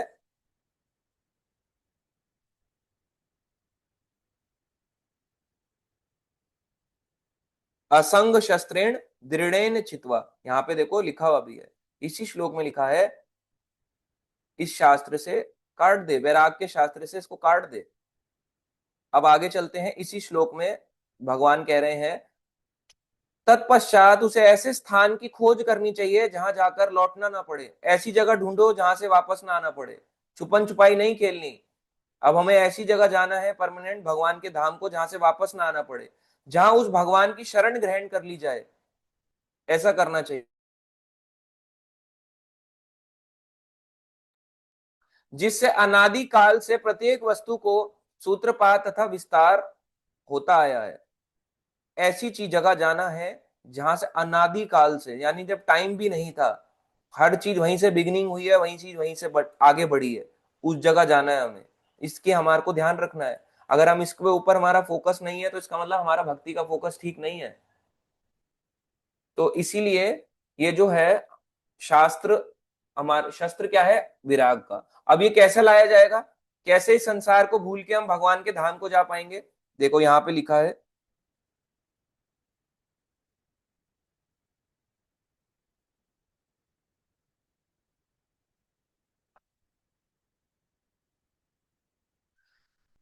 क्या करना होगा। प्रमाणिक शास्त्रों पर आधारित, इसी में तात्पर्य में लिखा है, परपट में इंग्लिश में आपके लिखा होगा तो इंग्लिश पढ़ सकते हो। प्रमाणिक शास्त्रों पर आधारित आत्मज्ञान की विवेचना द्वारा, यानी आत्मज्ञान, आत्मा का ज्ञान की विवेचना द्वारा विरक्ति सीखनी चाहिए। विरक्ति यानी डिटैचमेंट। सबसे पहला डिटैचमेंट आता है कि हम शरीर ही नहीं है, हम आत्मा है। और ज्ञानी पुरुषों से श्रवण करना चाहिए, सुनना चाहिए हमें। भक्तों की संगति में रहकर ऐसी विवेचना से भगवान की प्राप्ति होती है। भक्तों की संगति में रहना चाहिए, तब जाके हमारे ये सब कुछ कटेगा, नहीं तो नहीं कटने वाला। शास्त्र पढ़ने पड़ेंगे, क्लास लेनी पड़ेगी, पढ़ना खुद भी पड़ेगा, तब जाके संसार से डिटैचमेंट आएगा, तब कृष्णा मिलेंगे। नहीं तो हम केवल जन्माष्टमी की भीड़ के लाइन के हिस्से बन के ही खड़े रह जाएंगे। यही सच्चाई है। आपको क्या लगता है कि सारे जन्माष्टमी की भीड़ वाले, मैंने आपको बताया कि सब भगवान के धाम जाने वाले? नहीं जाने वाले। जन्माष्टमी की भीड़ करोड़ों में आ रही है, उनपे कृपा तो हो रही है, पर वो नहीं जाएंगे। कृपा अगर इतने लोग हैं तो वो कहाँ है, क्लासों में क्यों नहीं दिखाई देते? या जो इतने सारे लोग ग्रुप में है, हरि नाम ले रहे हैं, उनको भी भगवान का धाम नहीं मिलेगा। स्लो प्रोसीजर है। अगर आप केवल शास्त्र के पढ़े बिना केवल हरि नाम लोगे तो, क्योंकि हरि नाम की महत्वता ही नहीं समझ आएगी कि हम ले क्यों रहे हैं। हाथ में अगर आपके डायमंड हो और डायमंड की वैल्यू ना पता हो, तो डायमंड को तो हम गलत जगह खर्च देंगे ना। तो वही वाली बात है। ऐसे ही जब हमारे को वैराग आएगा ही नहीं संसार से, वैराग आता ही तब है जब हम ऐसी चीजों को सुनते हैं बार बार, ये संसार रहने की जगह नहीं है, ये अच्छी जगह नहीं है, हमारे को संसार से डिटैचमेंट लाना है। अपने आप को काम इसलिए करो, इस संसार में काम कार्य सारे इसलिए कर्म करना पड़ता है ताकि मेरा शरीर चल जाए, मैं ठीक रहूं, मेरा शरीर चल जाए, मैं भक्ति कर सकूं, इसलिए कर्म करना है। कर्म इसलिए नहीं करना कि भगवान को भूल जाऊं और केवल कर्म पे ध्यान दूं, इसका कोई फायदा नहीं है। कि केवल जन्माष्टमी में आऊं, डोनेशन देने से भगवान मिल जाएंगे, नहीं मिलते। एकादशी डोनेशन दे दो, जन्माष्टमी डोनेशन दे दो, एकादशी फास्ट कर लो, हरिनाम जप लो, 24 घंटे जो मर्जी कर लो, अगर हमारा फोकस नहीं है, शास्त्र हम नहीं पढ़ते, कथाएं नहीं सुनते, आप नहीं जा सकते भगवान के धाम। यही ट्रुथ है, यही ट्रुथ है, सिंपल। हमारा पर्पस ना तो यहाँ पे इस जब हम भौतिक संसार में आए तो ना तो हमारा पहला एम था, क्या एम था सबसे पहले कि मैं इस संसार में क्यों आया। जब बच्चा आता है तो संसार में रोते हुए आता है, हंसते हुए नहीं आता। उसको रोना आता है कि मैं इस संसार में गलत जगह में फंस गया हूं। हंसते हुए आपने कोई बच्चा देखा? हा हा हा हा हा करके निकल रहा है। सब रोते हुए भाते हैं। तो रोते हुए उसको पता है ये संसार मेरे रहने की जगह नहीं है, फिर भी हम इस संसार को रहने की जगह बनाते हैं, अलग अलग इच्छाएं बनाते हैं इस संसार से लेके। कई बार लोग पूछते हैं क्या, है ना, कि हमें गुरु बनाना हो तो कैसे बनाना होगा? कोई किसी को गुरु नहीं बना सकता, सिंपल है, आप समझे। गुरु कोई नहीं बनाता, शिष्य गुरु, गुरु शिष्य बनाता है, शिष्य गुरु नहीं बनाता, शिष्य चुनता है बस, और गुरु शिष्य बनाता है। एक अब देखो, व्यक्ति हमेशा, मैंने बोला गुरु भी गलत हो सकता है, जैसे जस्ट लाइक जैसे एग्जाम्पल के लिए बताया शुक्राचार्य, और उन्हीं शुक्राचार्य के शिष्य बलि भी हो सकते हैं। अगर हो सकता है वो खराब हो मगर शिष्य अच्छा हो, जरूरी थोड़ा ना कि दोनों ही गलत हो। और हो सकता है कि गुरु सही हो, शिष्य खराब हो। द्रोणाचार्य अच्छे हैं, आज के समय में गुरु द्रोणाचार्य अवार्ड है। अर्जुन अच्छे हैं तो अर्जुन जैसे शिष्य भी हैं, मगर उन्हीं द्रोणाचार्य के शिष्य कौरव भी थे, दुर्योधन भी है। तो क्या हम गुरु द्रोणाचार्य को खराब बोलेंगे अगर कोई दुर्योधन निकल गया तो दुर्योधन निकल गया तो उसकी गलती है ना, वो गलत सीखा। फेल हो गया तो फेलियर बच्चे की गलती है, उसमें गुरु की क्या गलती? और अगर गुरु गलत है तो बिल्कुल गुरु को त्याग कर देना चाहिए, फिर नहीं रुकना चाहिए, फिर हम अपना समय बर्बाद कर रहे हैं।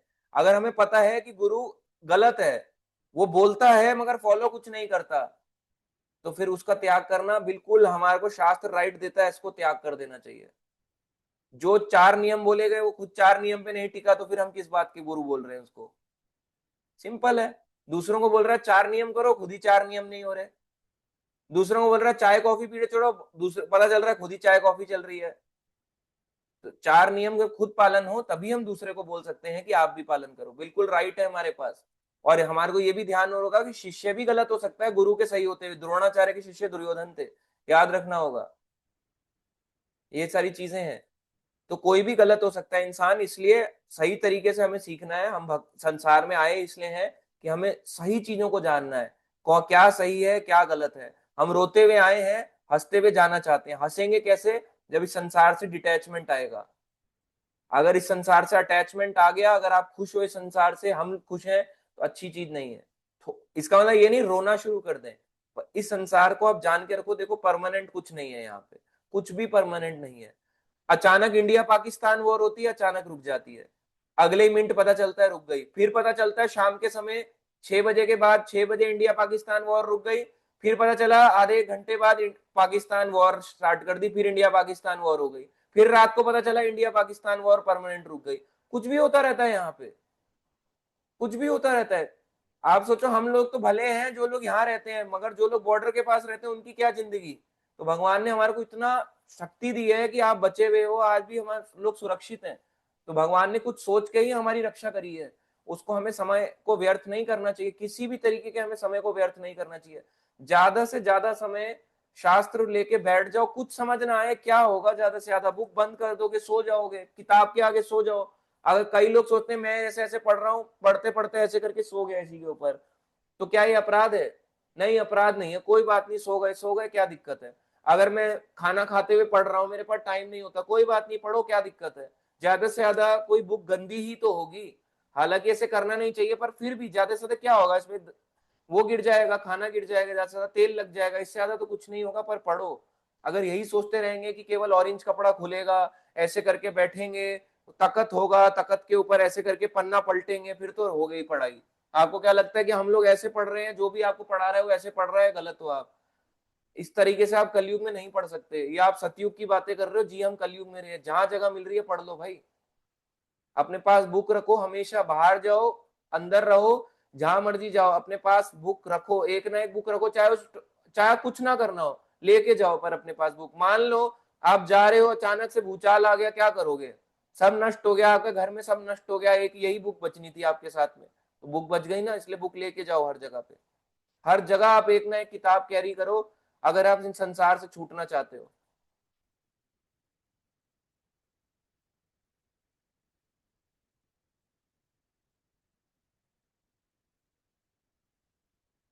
अब 5वें नंबर श्लोक पे चलते हैं। अभी हमने जाना कि वैराग के शास्त्र से कटेगा, वैराग लाना होगा हमारे को जीवन में। अब आगे चलते हैं 5वें नंबर श्लोक में।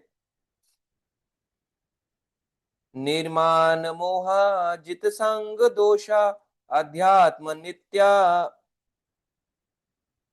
विनिवृत्त कामा द्वंद्व विमुक्ता सुख दुख संगे गच्छन्ति अमूढ़ा पदम अव्यम तथा। जो झूठी प्रतिष्ठा है, मोह तथा कुसंगति से मुक्त है। झूठी प्रतिष्ठा यानी झूठा रिस्पेक्ट चाहिए जिनको, ऐसी प्रतिष्ठा मत रखो। यानी अपने आप को झूठा, बस वो झूठ बोल दे चलेगा, झूठी प्रतिष्ठा नहीं होनी चाहिए। मोह है ना, इल्यूजन यानी भ्रम। कुसंगति से मुक्त है, गंदी संगति से मुक्त है। जो शाश्वत तत्व को समझते हैं, शाश्वत तत्व यानी भगवान को समझते हैं, जिन्होंने भौतिक काम यानी भौतिक इच्छाओं को नष्ट कर दिया है, जो सुख तथा दुख के द्वंद्व से मुक्त है, सुख दुख से मुक्त है। ऐसा नहीं कि सुख के समय सुखी हो रहे हैं, दुख के समय दुखी हो रहे हैं, मुक्त है इस तरह से। दुख आ जाए तो भी सुख, सुख आ जाए तो भी दुख, मतलब दोनों में इक्वल रहते हैं। और जो मोह रहित होकर परम पुरुष के शरणागत होना चाहते हैं, बिल्कुल मोह से दूर होके भगवान के शरणागत होना चाहते हैं, वे उस शाश्वत राज्य को प्राप्त करते हैं। ये सब चाहिए होगा हमारे को। झूठी प्रतिष्ठा, मोह, कुसंगति, गंदे चीजों को से मुक्त होना होगा, भौतिक इच्छाओं को नष्ट करना होगा, सुख दुख को छोड़ना होगा, सुख दुख में एक समान रहना होगा। ऐसा समझो ऐसे सर्दी गर्मी है, आसान नहीं है पालन करना, कोशिश तो करें। दुख आ रहा है कोई बात नहीं, आ रहा है तो हमारे ही किसी कारण से आ रहा है। अगर हमें आज फाइनेंशियल लॉस है, हमारा कारण है, पिछले जन्म में हमने किया है। अगर आज हमारे पास जॉब नहीं है, हमारा अपना कारण है कि मेरे अपने ही कारण से आ रहा है। और अगर भगवान मुझे नहीं दे रहा, उसका कारण है भगवान मुझे अपने पास बुलाना चाह रहा है। आप समझ रहे हो? भगवान जल्दी जल्दी हमारे को अपने क्लोज लाना चाह रहे हैं, मेरे पास आ, मेरे पास आ, मेरे पास आ। भगवान दुख देते ही इसलिए जब वो अपने पास जल्दी बुलाना चाहे। यही भगवान का है, यही सच्चाई है। पांडवों को ज्यादा दुख दिया था कि मैं इनको अपनी ओर ले लूं, और बाद में सब सुख दे दिया, उनको सब सुख चाहिए ही नहीं था। क्या चाहिए था? केवल कृष्णा। केवल केवल कृष्णा के लिए वो प्रयास कर रहे थे। उन्हीं कृष्णा को पाने के लिए अपना घर बार छोड़ के बद्रीनाथ की ओर को गए। उसी के लिए तो गए हैं, सारा घर बार छोड़ के, उसी भगवान कृष्ण को पाने के लिए। तो कृष्णा को पाना है तो दुख तो आएगा ही आएगा। दुख को सहने की क्षमता हमारे में बढ़ जाएगी जब भक्ति करते हैं। दुख आ रहा है, हमें वेलकम करना चाहिए, ये दुख आएगा। हमारे हमने कुछ ऐसा किया है जिसकी वजह से आज हमें मिल रहा है, सिंपल सी बात है। अब इसमें देखो एक जगह पे लिखा है, इसमें प्रभुपाद जी लिखते हैं कि भगवान के प्रति शरणागति कब आती है। ये प्रभुपाद जी लिख रहे हैं, देखो तात्पर्य में यहां पर शरणागति का अत्यंत सुंदर वर्णन हुआ है। कैसे शरणागति मिलती है? इसके लिए जिस प्रथम योग्यता की आवश्यकता है, सबसे पहली चीज जो शरणागति, सरेंडर आ जाए कृष्ण के लिए, वो है, वह है मिथ्या अहंकार से मोहित ना होना। क्योंकि बद्ध जीव अपने को प्रकृति का स्वामी मानकर गर्वित रहता है, अतएव उसके लिए भगवान की शरण में जाना कठिन है। ईगो, समझ में आया? वह है मिथ्या अहंकार से मोहित ना होना। ईगो के कारण ही संसार में फंसता है। ईगो बोल तो रहे हैं गो, पर वो गो नहीं हो रही, वो कम हो रही है। ई कम, ई कम, यानी ईगो जो है, हमारा ईगो है, वो इतना अहंकार बढ़ जाता है कि हमारे को समझ ही नहीं आता कि हम क्यों जा रहे हैं भगवान के उसमें। अपने को ही हर चीज का कर्ता माने बैठे हैं। हर चीज के ना तो हम कंट्रोलर थे, ना है, ना रहेंगे। केवल हमें ऐसा लग रहा है कि मैंने इसको इसको जीत लिया, इसको हासिल कर लिया, हम किसी चीज के ना तो स्वामी थे, ना है, ना रहेंगे। कुछ समय के लिए भगवान ने अगर हमें दे भी दिया, क्या कर लेंगे हम?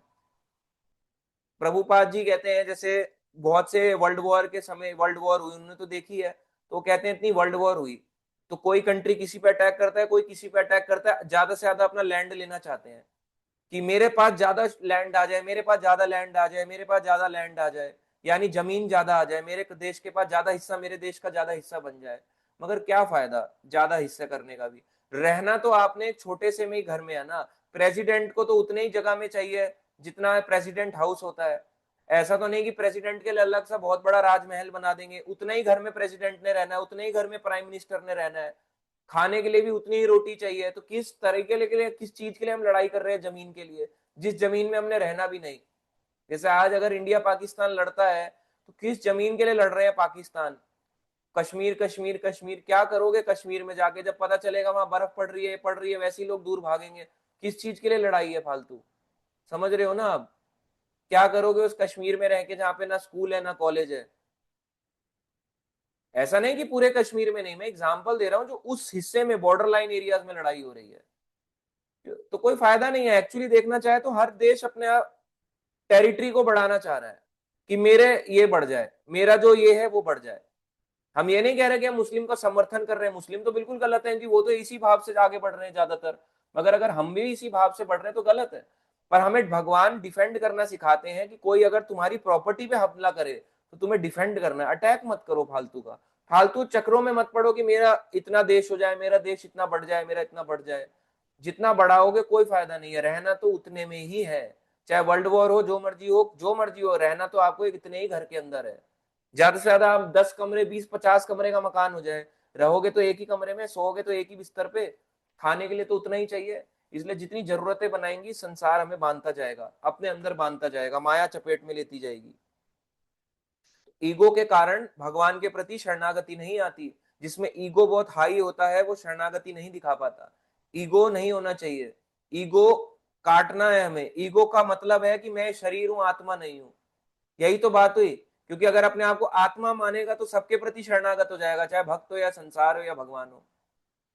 ईगो हमारे को दूर करना है। ईगो को गो करो, गो गो गो। मिथ्या अहंकार को दूर करो, हमारे को दूर करना है। भक्ति हमें दूर करना सिखाती है, बढ़ाना नहीं सिखाती। मिथ्या अहंकार वाला कभी भी अपने आप को भगवान के सामने झुका नहीं सकता। वो सर नहीं झुकाएगा ऐसे करके, वो सर ऐसे का ऐसे ही रखेगा, कटवा लेगा मगर झुकाएगा नहीं भगवान के आगे भी। इसलिए मिथ्या अहंकार कम होना चाहिए, भक्ति से बढ़ना नहीं चाहिए। जिसका बढ़ेगा वो भगवान के आगे झुक नहीं पाएगा, यही सच बात है।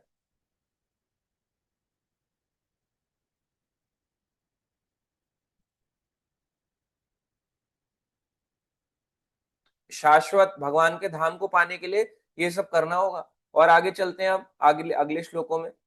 6 नंबर श्लोक। अब भगवान अपने गोलोक धाम के बारे में बता रहे हैं, कैसा है उनका गोलोक धाम। ना तद भासायते सूर्य, ना तद भास्यते सूर्य, ना शशांका न पावक, यत गत्वा निवर्तन्ते तद धाम परमम मम।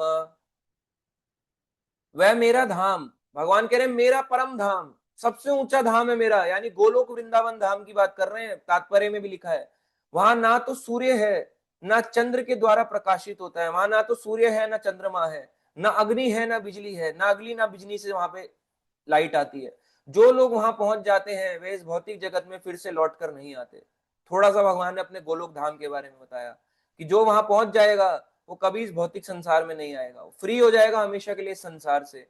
गोलोक धाम देखो कैसा दिखता है। आइए आपको एक और फोटो दिखाते हैं गोलोक धाम की। फोटो ही दिखा सकते हैं यहाँ पे तो हम, और बाकी अनुभव हम खुद कर सकते हैं उसका।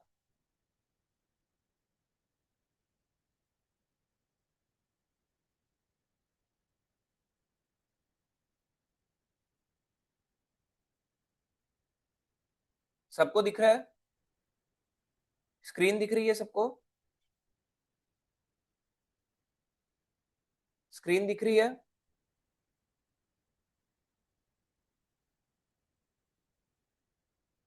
दिख रही है, ठीक है। तो आप देखो ये भगवान का गोलोक धाम कैसा है। हमारे संसार में देखो सूर्य है, चंद्रमा है, सब कुछ है। ऊपर के लोकों में सूर्य चंद्रमा, स्वर्ग लोक में देवी देवता रहते हैं। यहाँ पे हम देखो, यहाँ है ऊपर का लोक 7वें नंबर पे, 5वें नंबर पे स्वर्ग लोक है, यानी देवी देवताओं का लोक। यहाँ पे सूर्य चंद्रमा होता है, तो हमारे को लाइट मिलती है। रात के अंधेरे में रोशनी आती है चांद से, दिन में सूरज से। मगर भगवान का धाम देखो कैसा है, ये वैकुंठ है, अपने आप लाइट जल रही है, इतना तेज है अपने आप। भगवान की शक्ति में, भगवान में इतना तेज है, सब कुछ दिखाई दे रहा है। नहीं दिख रही फोटो पूरी? मैंने अभी पूरे फुल स्क्रीन करी हुई है फोटो, नहीं दिख रहा क्या? दोबारा दिखाते हैं आपको, अभी दिख रहा है?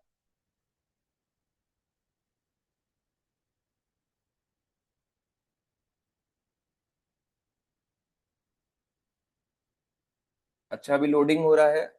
यस, ठीक है, अब दिख रहा है, अब दिख रहा है। ठीक है, ये देखो कैसा है भगवान का धाम। विष्णु विष्णु देखो कैसे हैं भगवान।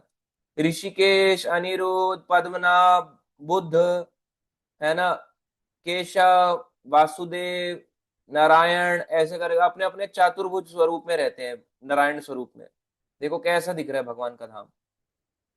ये तो वैकुंठ है, इसके ऊपर भी देखो, ना तद भास्यते सूर्य, यहाँ पे कोई सूर्य चंद्रमा नहीं है, भगवान का तेज है सिर्फ, केवल कृष्ण का तेज है। कृष्ण से सब कुछ तेज निकल रहा है। अष्ट सखियां इनको घेरी हुई हैं, ललिता, विशाखा, रंग देवी, सुदेवी, इंदुलेखा, चंपक लता, तुंग विद्या, ये सारी हैं। चित्रा सखी, जिसको सुचित्रा भी कहते हैं, तो ये 8 अष्ट सखियां। यहाँ पे कोई सूर्य, कोई चांद नहीं है। ध्यान से देखो, आप सबके लिए दोबारा फोटो दिखा रखा है मैंने, जूम भी कर रखा है। कोई लाइट देखो, भगवान अपने आप लाइट निकल रखा है, इतना तेज है भगवान के संसार में। ये है, कोई यहाँ पे कुछ है दिख रहा है कहीं? सूर्य चंद्रमा दिखाई दे रहा है कहीं पे भी? ऊपर कुछ है ही नहीं, इतना लाइट है। भगवान कह रहे हैं उस धाम में कोई चले जाता है, वहां पे ना तो अग्नि से लाइट आती है, ना बिजली से लाइट आती है। ऐसा नहीं कि बिजली है, पंखा चला दिया, जूम चला दिया, फोन की लाइट फ्लैश मार दिया, कुछ नहीं है वहां, सब भगवान का तेज है वहां पे। ऐसे धाम में जाने से भगवान कह रहे हैं, जब वहां चला जाता है फिर संसार में नहीं आता। और जाएगा कब? जब उसकी भक्ति पूरी 100% कंप्लीट हो जाएगी, तभी भगवान ले जाएंगे, अदरवाइज नहीं ले जाएंगे। भगवान के धाम जाना बहुत सरल भी है, बहुत मुश्किल भी है। सरल इसलिए, जो सिंपली उसको आगे बढ़ता रहेगा, सीखता रहेगा, आग सीखता रहेगा, आगे बढ़ता रहेगा, पढ़ता रहेगा, आगे बढ़ता रहेगा। और डिफिकल्ट उसके लिए हो जाएगी जो इसको डिफिकल्ट प्रोसेस बना देगा, उसके लिए टफ हो जाएगा भक्ति करना। जबकि है इजी, मैं आपको सच बता रहा हूँ, बाकी चीजों से बहुत इजी है ना, इसमें तपस्याएं हैं भयानक, ना कुछ ऐसा है, आसान है। वो तो हम इसको कॉम्प्लिकेट कर देते हैं, मुश्किल कर देते हैं। अगर रूटीन से चलें तो बहुत अच्छा है भक्ति करना। अब आगे चलते हैं 7वें नंबर श्लोक पे। तो आप सबको श्लोक दिख रहा है तो बता दें कि श्लोक दिख रहा है, क्योंकि यहाँ पे बार बार हम स्क्रीन चेंज कर रहे हैं, इसलिए मैं पूछ रहा हूं। अब आया है 7वां नंबर श्लोक। ममैवांशो जीवलोके जीवभूता सनातन मनः षष्ठानि इंद्रियाणि प्रकृति स्थानि कर्षति। ये भगवान ने कहा 7वां नंबर श्लोक। इस बद्ध जगत में सारे जीव मेरे शाश्वत अंश हैं, जितने भी जीव हैं वो मेरे अंश हैं। ये नहीं बोला इंसान, सारे जीव मेरे अंश हैं। बद्ध जीवन के कारण वे 6 इंद्रियों से घोर संघर्ष कर रहे हैं, जिनमें मन भी सम्मिलित है। 6 इंद्रियां क्यों बोला गया? 5 इंद्रियां कौन कौन सी हैं? आप में से कौन बताएगा 5 इंद्रियों के नाम? आपको बताना होगा। चलो देखते हैं कौन बताएगा। हनुमान प्रभु जी बताएंगे 5 इंद्रियों के नाम, प्रभु जी आ 5 सेंसेस। हाँ प्रभु जी, आईज नोज और आईज नोज टंग, और प्रभु जी प्रभु जी, एक सेकंड, थोड़ा काम आ गया प्लीज, एक सेकंड प्रभु जी।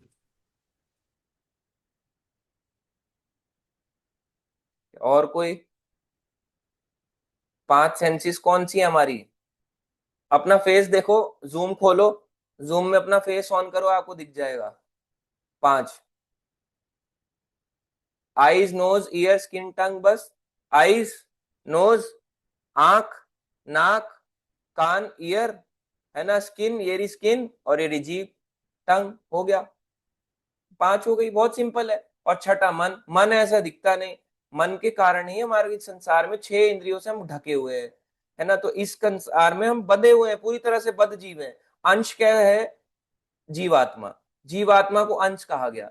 अब ये जीवात्मा कैसा होता है? ये भगवान का टुकड़ा नहीं है। अब आप इसको समझो, ऐसा नहीं कि मेरे शरीर का टुकड़ा बन गया तो टुकड़ा गिर के बन गया तो ये जीवात्मा बन गई। जैसे मैं आपको एग्जांपल देता हूँ, अंश कैसे रहते हैं भगवान के कैसे अंश, इसका मतलब क्या हुआ आसान शब्दों में जो एक व्यक्ति को समझना हो। मेरा शरीर है, मेरे शरीर में बैक्टीरिया चलता है, मेरे को बैक्टीरिया दिखाई नहीं देता, इतना छोटा सा है, पर वो बैक्टीरिया अलग है, मैं अलग हूं। ऐसे तो नहीं क्या हो गया बैक्टीरिया प्रभु जी, वायरस प्रभु जी, वायरस अलग है, मैं अलग हूं।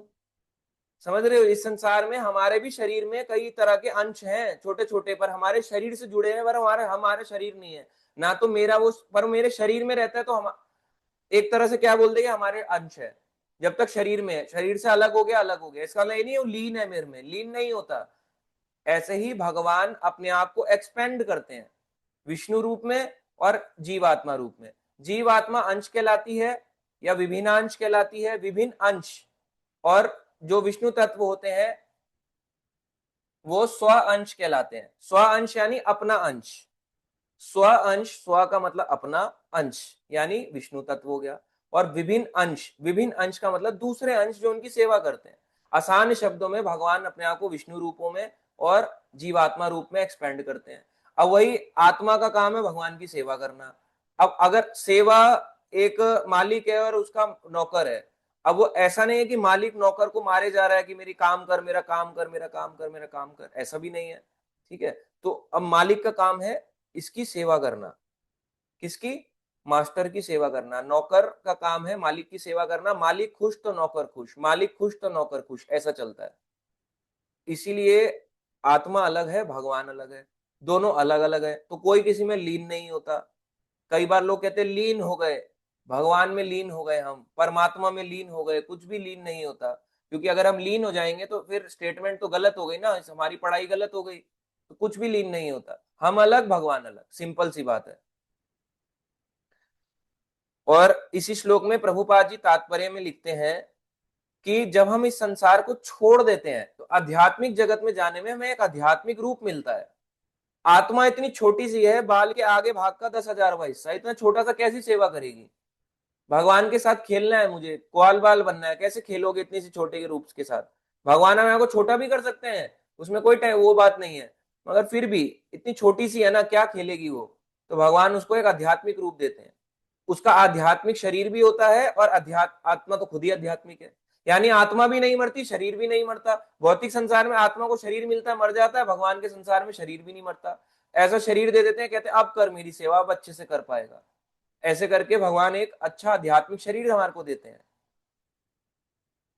तो भगवान कह रहे हैं संसार में जितने भी अंश हैं, कुत्ता, बिल्ली, हाथी, सुअर, चींटी, इंसान, सब मेरे अंश हैं।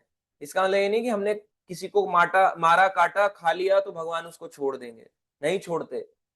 जब बलि चढ़ाई जाती है, जैसे कई लोग बलि चढ़ाते हैं, आज भी बहुत सारे इंडिया में चढ़ाते हैं, टेम्पल्स तक में भी चढ़ती है। तो लोग कहते हैं कि बलि का काम होता है कि हमारे को खाना, भगवान उसको, काली माता उसको खा जाती है। नहीं, जब बलि चढ़ती है तो आप देखो बदुआएं निकलती हैं, वो बकरा जो है रोता है बेचारा, उसकी आंखों से आंसू आते हैं। कई लोगों की आप बलि की देखोगे, बलि देते हुए बकरा देखोगे तो बकरा रो रहा होता है कि मालिक, उसका जो मुल्ला होता है, मुल्ला उस बकरे को खरीद के ले जाता है, कहता है आजा आजा, ईद मनाऊंगा तेरे साथ, आजा आजा। और जो उसको बेचता है तो अपने मालिक को याद करके रो रहा होता है कि मैंने तेरी घास खाई इसलिए थोड़ा ना खाई कि एक दिन तू मुझे कटने भेज देगा, इसलिए तेरे ना थोड़ा को दूध पिलाया कि तू एक दिन मुझे काटने भेज देगा 2-4 लाख के लिए। अब वो उसको काटने भेज देता है तो उसकी आंखों से आंसू निकलता है, तो जो काट रहा है उसको भी बदुआ, जिसने बेचा उसको कि तुम काट दो जाओ, उसको भी बदुआ।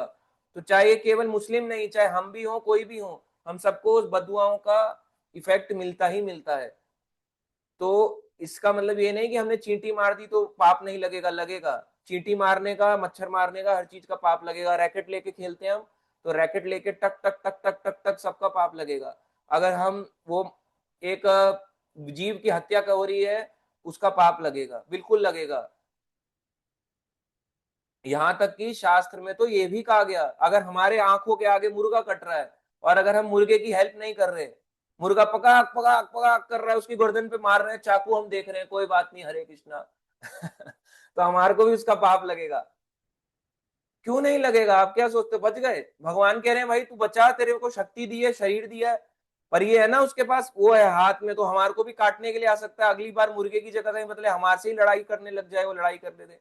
इसलिए हम जो है आए दिन पाप तो करते ही रहते हैं। कितना अब बच जाओगे पाप से? पाप तो हमारे से आए दिन होता रहता है। केवल हम भक्ति कर सकते हैं और भक्ति का प्रचार करके उनकी मानसिकता को बदल सकते हैं, और आप कुछ नहीं कर सकते। हमारे हाथ में इससे ज्यादा कुछ नहीं है। पाप करते होता ही रहेगा, ना चाहते हुए भी होगा पाप। मुर्गियां जा रही हैं, आजाद कर दो। रिक्शे वाला ले जा रहा है मुर्गियों को, खोल दो उसकी जंजीरें, क्योंकि वो भी तो जीव है। भगवान ने कहा ममय वांशो जीव लोके जीव भूता सनातना, कि सारे जीव जो हैं मेरे अंश हैं, तो खोल दो मुर्गियों को। पर हम कहाँ खोलते हैं? मुर्गियां जा रही हैं बेचारी, दब के जा रही हैं, एक के ऊपर एक 50 मुर्गियां एक रिक्शे के अंदर या एक रेडी के अंदर दब के जा रही है कटने के लिए क्या। और उनको भी पता है हमारी मृत्यु आने वाली है, और हम देख रहे हैं कोई बात नहीं, हमने हरे कृष्णा कर लिया तो उन मुर्गियों को कटने दो, कोई बात नहीं, हमें पाप लगेगा, हमने देख लिया उन मुर्गियों को। और कितनी आंखें बंद कर लोगे? आंखें थोड़ा ना फोड़ देंगे। आंखें बंद करके चलोगे तो चींटियों को मारते हुए चलोगे। तो बात तो वही है। इसलिए पाप हम ना चाहते हुए भी हम पाप करते हैं, ये बात तो सही है, तय है। तो जब बलि चढ़ती है, बलि में भी क्या होता है? बलि में लोग कहते हैं बलि चढ़ गई जी, माता को प्रसाद ला गया, माता का प्रसाद आ गया। माता थोड़ा ना खाती है। माता के जो फॉलोवर है भूत प्रेत सारे, वो भूत प्रेत आके उसको खा जाते हैं, और लोग भूत प्रेत का जूठा खाते हैं। क्योंकि भूत प्रेत क्या खाएगा? पिशाच को यही खाना होता है। पिशाच का खाना ही यही है। सड़ा गला मांस जो होता है, सड़े गले मांस के ऊपर जाना, उसको पिशाच खाता है। आपको दिखाई नहीं देगा कि पूरा का पूरा ऐसे नहीं निगल लेगा, खाएगा मगर दिखाई नहीं देगा, शरीर एज इट इज पड़ा रहेगा। फिर उसके बाद वो मांस जो है लोगों में बढ़ जाता है, बोलते हैं आ जाओ आ जाओ आ जाओ आ जाओ, माता की बलि का प्रसाद आ गया है, माता को चढ़ा दिया। माता खुश थोड़ा ना हो रही है उससे, ना माता खुश हो रही, ना भैरव खुश हो रहे। क्या कर रहे हैं भैरव को भी या माता को भी? किसी को कुछ नहीं करना है, सब बेकार की बातें हैं। आज भी बलि प्रथा बहुत ज्यादा है इंडिया में, बहुत ज्यादा। तो वो भी जीव भगवान के अंश हैं, उनको भी पूरा उतना अधिकार है जितना हमें है। अब चलो आगे चलते हैं, 8वां नंबर श्लोक। बाकी आप इसको पढ़ सकते हो, तात्पर्य है, क्वेश्चन भी पूछ सकते हो। इसके बाद हम क्वेश्चन लेंगे, 3 श्लोक और लेंगे अभी।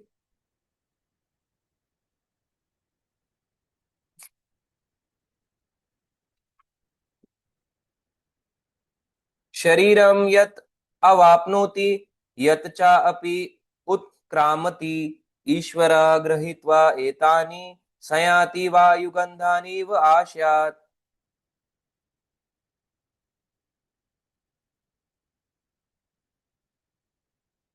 इस संसार में जीव अपनी देहात्म बुद्धि को एक शरीर से दूसरे शरीर में ले जाता है, जिस तरह वायु सुगंध को ले जाती है। इस प्रकार एक शरीर धारण करता है, फिर इसे त्याग कर दूसरा शरीर धारण करता है। जीव यानी यहाँ पे आत्मा के बारे में बोला गया। आत्मा क्या करती है? एक शरीर से दूसरे शरीर में चले जाती है। देह आत्म बुद्धि का मतलब बताते हैं आपको। देह आत्म बुद्धि का मतलब है देह आत्म बुद्धि, यानी मैं देह, यानी देह का मतलब शरीर, इसी को आत्मा मान बैठा हूं, यही मेरी बुद्धि में बैठ गया कि मेरा शरीर ही मैं ही हूं। शरीर की से मेरी पहचान होती है, मगर मैं ये शरीर नहीं हूं। देह आत्म बुद्धि यानी बुद्धि जो है यानी देह में आ चुकी है। देह को ही आत्मा मान चुके हैं हम, शरीर को ही आत्मा माने बैठे हैं, जबकि शरीर अलग है आत्मा अलग है। इसे देहात्म बुद्धि कहते हैं। इस बुद्धि के साथ इस शरीर को त्यागेंगे, दूसरा शरीर, तीसरा शरीर, आत्मा को चौथा शरीर, पांचवा शरीर, मिलता चला जाता है। आत्मा शरीर बदलती बदलती बदलती रहती है। कैसे बदलती है? जैसे हवा चलती है, हवा से स्मेल जो होती है, सुगंध होती है, अरोमा, वो जाता है। जैसे हवा चलती है तो मिट्टी की खुशबू आती है, वैसे ही आत्मा जो है ऐसे नहीं हवा से उड़ती है, पर आत्मा जो है एक शरीर से दूसरा, दूसरे तीसरा, तीसरे चौथा, ऐसे बदलती रहती है शरीर, कपड़े बदलने जैसा। अब चलते हैं 9वें नंबर श्लोक पे। ये दूसरा नंबर 8वां नंबर श्लोक था, जो दूसरे अध्याय में भी बहुत बताया गया। अब चलते हैं 9वें पे। अब है ये वाला सेकंड लास्ट आज का। श्रोत्रम चक्षु स्पर्शनम च रसनम घ्राणम एव च अधिष्ठाय मनः च अयम विषयान उपसेवते। इस प्रकार दूसरा स्थूल शरीर धारण करके, दूसरा स्थूल यानी ये जो भारी शरीर है इसको स्थूल शरीर कहते हैं, ग्रॉस बॉडी, ऐसी बॉडी जो हमारे को आंखों से दिखाई दे रही है, ऐसा शरीर धारण करके जीव विशेष प्रकार का कान, आंख, जीभ, नाक, स्पर्श, ये त्वचा प्राप्त करता है, जो मन के चारों ओर सुपंजित है, यानी मन के चारों ओर है। इस प्रकार वह इंद्रियों विषयों के एक विशिष्ट समुच्चय का भोग करता है, इससे फिर वो भोग करने लगता है। भगवान कह रहे हैं ऐसा होता है, शरीर के ऊपर ये सारी चीजें मिल जाती हैं, फिर भोग करता है और मन वैसे ही काम करता है उसका। जैसे एक घोड़ा होता है, घोड़े पे गर्दन पे रस्सी बंधी है, घोड़ा भागता रहेगा, मन भी वहां भागता रहेगा। जहां जहां घोड़ा भागेगा वहां रस्सी भागेगी, तो जहां जहां हमारी आंख भागेगी वहां वहां मन भागेगा। अगर आंख को गंदा दिखाओगे तो मन में गंदा ही आएगा, अगर कान से गंदा सुनोगे तो मन में गंदा ही आएगा, अगर मुंह से गंदा बोलोगे तो मन में गंदा ही आएगा। तो गंदा गंदा गंदा, करते करते हमारा पूरा कचरा फीड हो चुका है शरीर के अंदर, इसलिए कचरा भरता जा रहा है हमारा शरीर में। अब इसमें प्रभुपाद जी लिखते हैं तात्पर्य में, मैं हर चीज शेयर नहीं कर सकता हूँ, शेयर करेंगे टाइम लग जाएगा। गीता है, आप सबको ही पढ़ना है, हमें भी पढ़ाना है, तो मिलजुल के ही कर सकते हैं। इसमें तात्पर्य में प्रभुपाद जी कहते हैं जैसे पानी होता है, जल होता है, पानी साफ है, पानी है, अपने पानी फिल्टर से निकालो पी जाओ, मगर पानी में रंग डाल दो तो लाल हो जाएगा, पीला डाल दो तो पीला हो जाएगा, हरा डाल दो तो हरा हो जाएगा। जैसा ऐसा पानी में रंग डालो बदल लेगा। ऐसे ही हमारी चेतना होती है, कॉन्शियसनेस होती है, जैसा डालोगे मन में वैसा आ जाएगा, वैसे ही अगला शरीर मिल जाएगा। अगर गंदी चीज देखेंगे आंखों से तो मन के अंदर गंदा बैठेगा, मन के अंदर गंदा बैठेगा, मान लो मर मुरा गए तो अगला शरीर भी वैसे ही मिलने वाला है। अगर हम मांस खा रहे हैं तो मन के अंदर मांस का ही चिंतन आएगा, तो उसके बाद वैसे ही ख्याल आएंगे। एक बहुत अच्छी बात बोली थी इसमें कि जैसे हम खाना भी खाते हैं, यहाँ तक कि प्रसाद भी खाते हैं, अगर उसके बनाने वाले की सोच ही गंदी है, वो इस भाव से बना रहा है ना ये मर जाए, इसका घर जल जाए, उसके अंदर में जितनी गालियां हैं वो गालियां उस खाने में जाती हैं, भगवान को भोग लगाया, भगवान ने उसमें से पाप मिटा दिया। भगवान कहेंगे मैं गाली नहीं खाता, गाली तू खाएगा। तो वो जो खाना हम खाते हैं तो उसकी गालियां जो है हमारे मन में आ जाती है और हम भी गालियां निकालते हैं। हम कहते हैं अरे बेटा गाली तो नहीं देता था, गाली कैसे देने लगा? इसलिए दे रहा है गाली क्योंकि उसने ऐसे व्यक्ति के हाथ का खा लिया जो गाली देता है। क्योंकि भगवान गाली नहीं खाते ना। प्रसाद तो क्या है, बिना प्यार लहसुन का हम भोग लगाते हैं, तो वो तो भगवान कहते हैं देखो मैं तुम्हारे पे इतनी कृपा कर रहा हूँ, इससे से पाप हटा दूंगा। मगर गाली जो खाना है, गाली जो इसने बनाए तो ना तो गाली दी है, गाली खाने में डाली है, गाली तुम्हें खिलाऊंगा, लो खाओ तुम गाली। तो जैसा व्यक्ति खाएगा अन्न वैसा बनेगा मन, जैसा वो देखेगा वैसे उसके मन में जाएगा, वैसी उसकी चेतना बनेगी। अगर कृष्ण भावना भावित बनना है तो कृष्णा को तो डालना पड़ेगा ना, आंखों से देखना पड़ेगा। अरे आंखों से दर्शन किया, कानों से सुना, से कुछ हाथ पैर से सेवा करी, हाथ पैर चलाए, हाथ पैर मुंह चलाया, थोड़ा भगवान के लिए बोला, कहा भगवान से थोड़ा वो किया, सुना भगवान के बारे में। अगर सिर्फ गंदा ही जाएगा तो गंदा मन, गंदी चेतना, और गंदी चेतना के बाद गंदा रिजल्ट, और फिर हम कह रहे हैं भक्ति करेंगे। हम भक्ति कैसे करेंगे जब हमारे में सारी चीजें हमने गंदी ले रखी हैं? तो ऐसे ही काम करता है चेतना, ऐसी काम करती है, जैसा रंग डालो वैसा अपना रंग ले लेती है।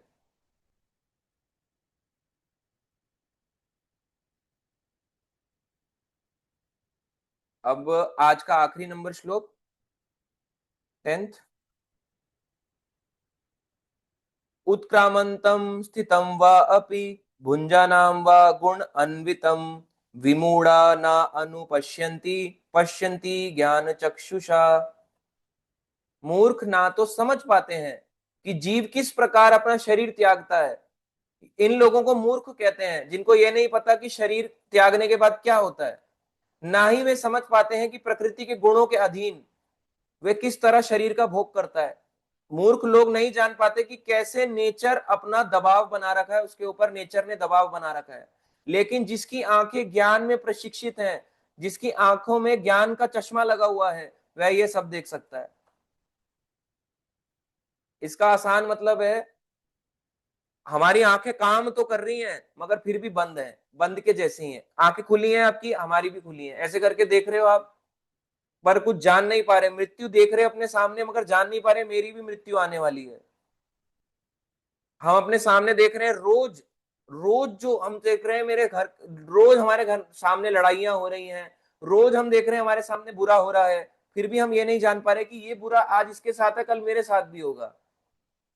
क्योंकि प्रकृति ऐसे ही काम करती है, प्रकृति ने दबाव बना रखा है। आज हम सतोगुण में जी रहे तो क्या, कल को तमोगुण में भी आ सकते हैं। तो मूर्ख व्यक्ति अपनी आंखें खोल के भी अंधे के समान है। हम धृतराष्ट्र जैसे हैं, आंखें खुली हैं मगर फिर भी अंधे हैं। और जो समझदार है, जिसका ज्ञान में प्रशिक्षित है, ज्ञान में जिसने प्रशिक्षण लिया हुआ है, जिसने नॉलेज ली हुई है, ढंग से ली हुई है, वो व्यक्ति जो है उस चीज को समझ सकता है कि क्या लाइफ की वैल्यू है। ये इंसान का शरीर इतना आसानी से नहीं मिलेगा, ना तो मिला था, ना है, ना होगा। बहुत मेहनत करने से हमारे को यहाँ तक, इस गाड़ी तक हम पहुंचे हैं। अब इस गाड़ी, ये जो शरीर हम चला रहे हैं गाड़ी की तरह, इस गाड़ी को ठोक मत देना, इसका सही से इस्तेमाल करना। मनुष्य जीवन मिला ही इसलिए है, भजन करने के लिए। मनुष्य जीवन भोग करने के लिए नहीं मिला, भजन करने के लिए मिला है। तो हम भजन करेंगे और हम भगवान की भक्ति करेंगे, यही सब हमारे को करना है। और बाकी सारे कार्य भी करेंगे। अगर हम इसको छोड़ देते हैं भक्ति को, तो हमारा ज्ञान बेकार है। हमारे स्कूल में, कॉलेज में जो भी पढ़ा वो ज्ञान नहीं था, वो अज्ञान था। आप मान लो जितनी हम पढ़ रहे हैं, पढ़ते आए हैं, वो सब अज्ञान था। अगर हमें ये नहीं पता कि आज मेरी मृत्यु के बाद, आज किसी और की मृत्यु के बाद कल मेरी भी मृत्यु आने वाली है। आज अगर किसी और का प्रॉपर्टी लॉस हो रहा है तो कल का मेरा भी प्रॉपर्टी लॉस होगा। अगर आज किसी और के घर में कलेश हो रहा है तो मेरे भी घर में कलेश होगा। अगर आज की दो लोग लड़ रहे हैं, चाहे भक्त हो चाहे कोई भी समाज के लोग लड़ रहे हो, तो कल मेरी भी होगी। तो मूर्ख व्यक्ति अपनी आंखों में पट्टी बांधे रखता है और ज्ञानी व्यक्ति अपनी आंखों में पट्टी खोले रखता है। कैसे पट्टी खुलती है? ज्ञान से। और वो ज्ञान आएगा शास्त्र पढ़ने से, शास्त्र को सुनने से। तभी बोलते भी है, ओम अज्ञानतिमिरन्धस्य ज्ञानांजना शलाकया, कि मैं ऐसे गुरु को प्रणाम करता हूं जिसने अपने ज्ञान रूपी चश्मे से मेरी आंखों को खोल दिया है।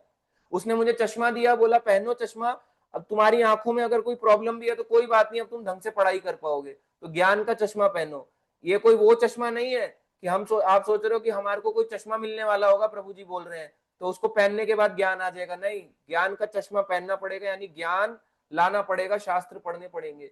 ज्यादा से ज्यादा समय अपना बुक्स के साथ बिताओ, बहुत अच्छा बीतेगा। हम जैसे नॉवल पढ़ते हैं, नॉवल पढ़ने के बाद हम बोलते हैं बड़ा अच्छा लगा नॉवल पढ़ के। ये नॉवल से कम नहीं, आप पढ़ के देखो भागवतम, और ये बहुत अच्छा है। अब लोग, कई बार लोग कहते हैं कि हम राधा रानी को नहीं जान पाए, राधा रानी से अटैचमेंट नहीं है, कृष्णा से है। तो मैंने कहा आपने राधा रानी के बारे में कहां से कहां पढ़ा? कह रहे कहीं भी नहीं पढ़ा। तो मैंने कहा अटैचमेंट कैसे बनता है देव व्यक्ति का जब आप उसके बारे में पढ़ते हो? ज्ञान का चश्मा कैसे लगेगा जब शास्त्रों को पढ़ेंगे? अगर आपको अटैचमेंट बनाना है राधा कृष्ण से, तो कृष्णा के लिए तो पढ़ रहे हैं। गीता ने बता दिया हम शरीर नहीं हम आत्मा है, इतना तो गीता ने बता दिया। भगवान कृष्ण हम शरीर नहीं हम आत्मा है, भगवान के अंश है, इतना तो समझ आ ही रहा है हमें, प्रकृति क्या भगवान क्या, इतना तो गीता बता दिया। शरीर आत्मा में भेद बता दिया। थोड़ा बहुत भगवान के बारे में, प्रकृति के बारे में भी हमें काफी हद तक समझ में आ गया गीता से। अब कृष्णा को जानना है तो भागवतम आ गया। अब राधा रानी को कैसे जानोगे भाई? भागवतम में तो ज्यादा है नहीं राधा रानी, कैसे जानोगे? राधा रानी के लिए या तो कुछ पुराण पढ़ो, अब पुराण भी लोग नहीं पढ़ रहे, कैसे जानोगे? राधा रानी का भाव तो फिर भी पुराणों में नहीं है। राधा रानी की कुछ लीलाओं के बारे में पुराणों में मिल जाएगा, ब्रह्म वैवर्त पुराण में मिल जाएगा, बहुत डायरेक्टली मिलेगा राधा रानी के बारे में, बिल्कुल टोटली डायरेक्ट है। राधा रानी के नाम के बारे में, राधा रानी की महिमा, राधा रानी की लीला, मान लीला, ये सब लिया दिया हुआ है ब्रह्म वैवर्त पुराण में। कुछ मिल जाएगा, कुछ और पुराण में मिल जाएगा, पद्म पुराण में मिल जाएगा। मगर अब आप समझो, ये तो थोड़ी सी बात है, मगर राधा रानी का क्या भाव क्या है वो कैसे समझोगे? कृष्णा का भाव तो भागवतम से जान गए, मगर राधा रानी का भाव नहीं जान पाए। लीलाएं तो समझ में आ गई पुराणों से, भाव कैसे जानोगे? इसलिए आता है चैतन्य चरितामृत। तो प्रभुपाद जी ने गीता, यानी गीता भी दिया, यानी बोला हम शरीर नहीं हम आत्मा है। दो अलग चीज हो गई, कृष्णा हो गए भागवतम, राधा रानी हो गई चैतन्य चरितामृत। इसका मतलब ये नहीं कि चैतन्य चरितामृत में राधा रानी के बारे में है, नहीं, उनके भाव के बारे में। जो राधा रानी फील करती है वो है चैतन्य चरितामृत। चैतन्य चरितामृत ऐसे था, स्वरूप दामोदर जो है वो चैतन्य महाप्रभु के साथ रहते थे। तो जो चैतन्य महाप्रभु पूरे दिन भर दिनचर्या करते थे, उसको अपनी डायरी में फीड करते रहते थे, लिखते रहते थे। डायरी लिखना, ऑब्वियसली ऐसे पेन नहीं कि ऐसे डायरी खोली ऐसे डायरी में लिख रहे हैं, ऐसा नहीं, मगर उन्होंने एक डायरी मेंटेन कर रखी थी, कलम थी, उससे वो लिखा करते थे ये चैतन्य महाप्रभु की ये लीला, ये लीला, ये लीला। उस डायरी को लेके उन्होंने दे दिया कृष्णदास कविराज गोस्वामी को, उन्होंने उससे लिख दिया चैतन्य चरितामृत, पूरा ग्रंथ लिख दिया उसके ऊपर। तो आप सोच के देखो, राधा रानी के भाव को जानने के लिए चैतन्य चरितामृत दिया गया। इसलिए बोला गया राधा रानी करते रहे राधे राधे। मगर राधा रानी का भाव क्या है, वो ही चैतन्य चरितामृत है पूरा, इसलिए पढ़ने के लिए बोला गया। अब राधा रानी को भी जानो, कृष्णा को तो जान गए, अब उन हरे कृष्णा में से हरे को जानो, यानी राधा रानी को जानो। अब इसलिए ग्रंथ ये पढ़ना जरूरी है। अभी तो हम सोचो गीता कंप्लीट नहीं हो रही, फिर भागवतम कंप्लीट नहीं हो रही, फिर चैतन्य चरितामृत तो भूल ही जाओ, फिर हम शास्त्र भी नहीं ले रहे हैं। शास्त्र के लिए पैसा जोड़ के कोशिश करनी चाहिए, हम सबके घर में एटलीस्ट एक सेट भागवतम, एक सेट चैतन्य चरितामृत तो होना चाहिए। एटलीस्ट हमें इतना प्रयास तो करना ही चाहिए कि अपने घर में जगह बनाओ उनके लिए, जिन्होंने हमारे लिए घर में, जिन्होंने हमारे लिए संसार में जगह बनाई, अपने दिलों में अपने जगह बनाई, भगवान ने हम अपने लिए हमारे लिए जगह बनाई है ना, इतने सारी फैसिलिटीज भगवान ने हमें प्रोवाइड करी। अब उनके लिए क्या हम जगह नहीं बना सकते? बनाओ, आप भी बना सकते हो, हम भी बना सकते हैं, हर कोई बना सकता है। कोई ये नहीं कह सकता कि मेरे पास जगह नहीं है। गरीब से गरीब, अमीर से अमीर, अमीर के पास फैसिलिटी है, गरीब के पास, बेचारों के पास फैसिलिटी नहीं है, मगर फिर भी अगर चाह, जहां चाहा है वहां रहा है। अगर चाहत करोगे तो रहा, भगवान अपने आप वे दिखा देंगे। Where there is a will there is a way. अगर आप में विल है तो भगवान रास्ता, वे अपने आप दिखाएंगे। इसलिए अपने ग्रंथों को आप रखो। सिंपल सी बात है, मैं बार बार यही बोलता हूं, हमारे घर में ग्रंथ होना ही चाहिए। अगर हमारे घर में ग्रंथ नहीं है, हमारी ये बहुत बड़ी कमी है। हम कब पढ़ेंगे, कब हमारा समय आएगा, कब वो आकाशवाणी होगी कि उठो जाग जाओ माता, प्रभु आपके लिए समय आ गया है आपका, कि आप ग्रंथ पढ़ लो, बहुत ही कम दिन बचे हैं आपके। ऐसी कोई आकाशवाणी का हम वेट कर रहे हैं, पर ये नहीं होने वाला। हमें पढ़ लेना चाहिए समय रहते हुए, बहुत अच्छा है, आपको आनंद आएगा। मैं सच बता रहा हूँ, जो लोग पढ़ते हैं उनको एंजॉय लगेगा, उनको लाइफ इंजॉयमेंट लगेगी और मस्त लाइफ जिएगा वो, जो भी पढ़ता होगा। और जो नहीं पढ़ता, मैंने बताया, दो लोगों में, दो भक्तों में यही डिफरेंस होता है, और कोई डिफरेंस नहीं है। सिर्फ एक पढ़ता है, एक नहीं पढ़ता। दोनों हरे कृष्णा भी करेंगे, 16 माला भी करेंगे, हो सकता है 16 नहीं, एक कम करे एक ज्यादा करे, दोनों तिलक लगाएंगे, तिलक नहीं भी लगाएंगे, जो भी है, मंदिर जाएंगे, मंदिर नहीं भी जाएंगे, दो में सिर्फ यही डिफरेंस है, एक पढ़ता है एक नहीं पढ़ता, सिंपल। तो स्कूल में भी जब क्लास होती है, जैसे हम बोलते हैं साइंस की क्लास है, साइंस वाले कितने टीचर कितना मेहनत कर लेगा, 2 घंटे पढ़ा लेगा। एक्स्ट्रा क्लास लेके एक दिन में एक क्लास की जगह 2 घंटे, बोलेगा साइंस का पीरियड है, चलो 2 बार पढ़ा लेता हूँ, डबल पीरियड ले लेता हूँ, एक्स्ट्रा क्लास ले लेता हूँ। एक दिन में एक ही क्लास तो ले सकता है वो साइंस का टीचर भी, कितनी ले लेगा? उसको दूसरे सेक्शन में भी जाना है, तीसरे में भी जाना है, चौथे में भी जाना है, खुद भी उसको करना है अपना। हो सकता है वो आपके फर्दर स्टडी भी कर रहा हो, है ना। कई बार टीचर ऐसे भी करते हैं, और फर्दर अपनी नॉलेज बढ़ा रहे हो, तो एक बारी में एक ही सेक्शन को पढ़ाएगा, है ना। और हो सकता है कि हमारी रोज क्लास ना हो, हो सकता है मंडे क्लास है, उसके बाद वेडनेसडे, उसके बाद फ्राइडे MWF हो सकता है ट्यूसडे हो, फिर अगले हफ्ते हो, हफ्ते में एक ही क्लास होती हो। बाकी समय जो होता है वो हमें खुद से पढ़ना है। इसलिए अगर आप बहुत ज्यादा श्रवण करते हो, थोड़ा कम करके किताब पे आ जाओ, शास्त्रों पे आ जाओ। अगर आप रोज 2 घंटा सुन रहे हो, 1 घंटा सुनने पे आ जाओ, बाकी टाइम शास्त्र को दे दो। उतना ही वैल्यू शास्त्र की भी है, शास्त्र की उतनी ही वैल्यू है, नहीं तो आप सुनने वाले पे ही डाउट कर जाओगे। और ऐसा बहुत लोगों को होता आया है, आज नहीं हमेशा से ही। सुनने वाले पे ही आप फिंगर्स ऐसे कर दोगे, क्यों बोला, अरे आप गलत थे, आप गलत थे, आप गलत थे, आप ऐसे करके, हम ही ठीक थे। तो आपकी फिंगर उसके ऊपर ऐसे चली जाएगी अगर हम पढ़ेंगे नहीं तो। इसलिए पढ़ना उतना ही जरूरी है। अगर आप 1 घंटा सुनते हो तो 10 घंटा पढ़ो।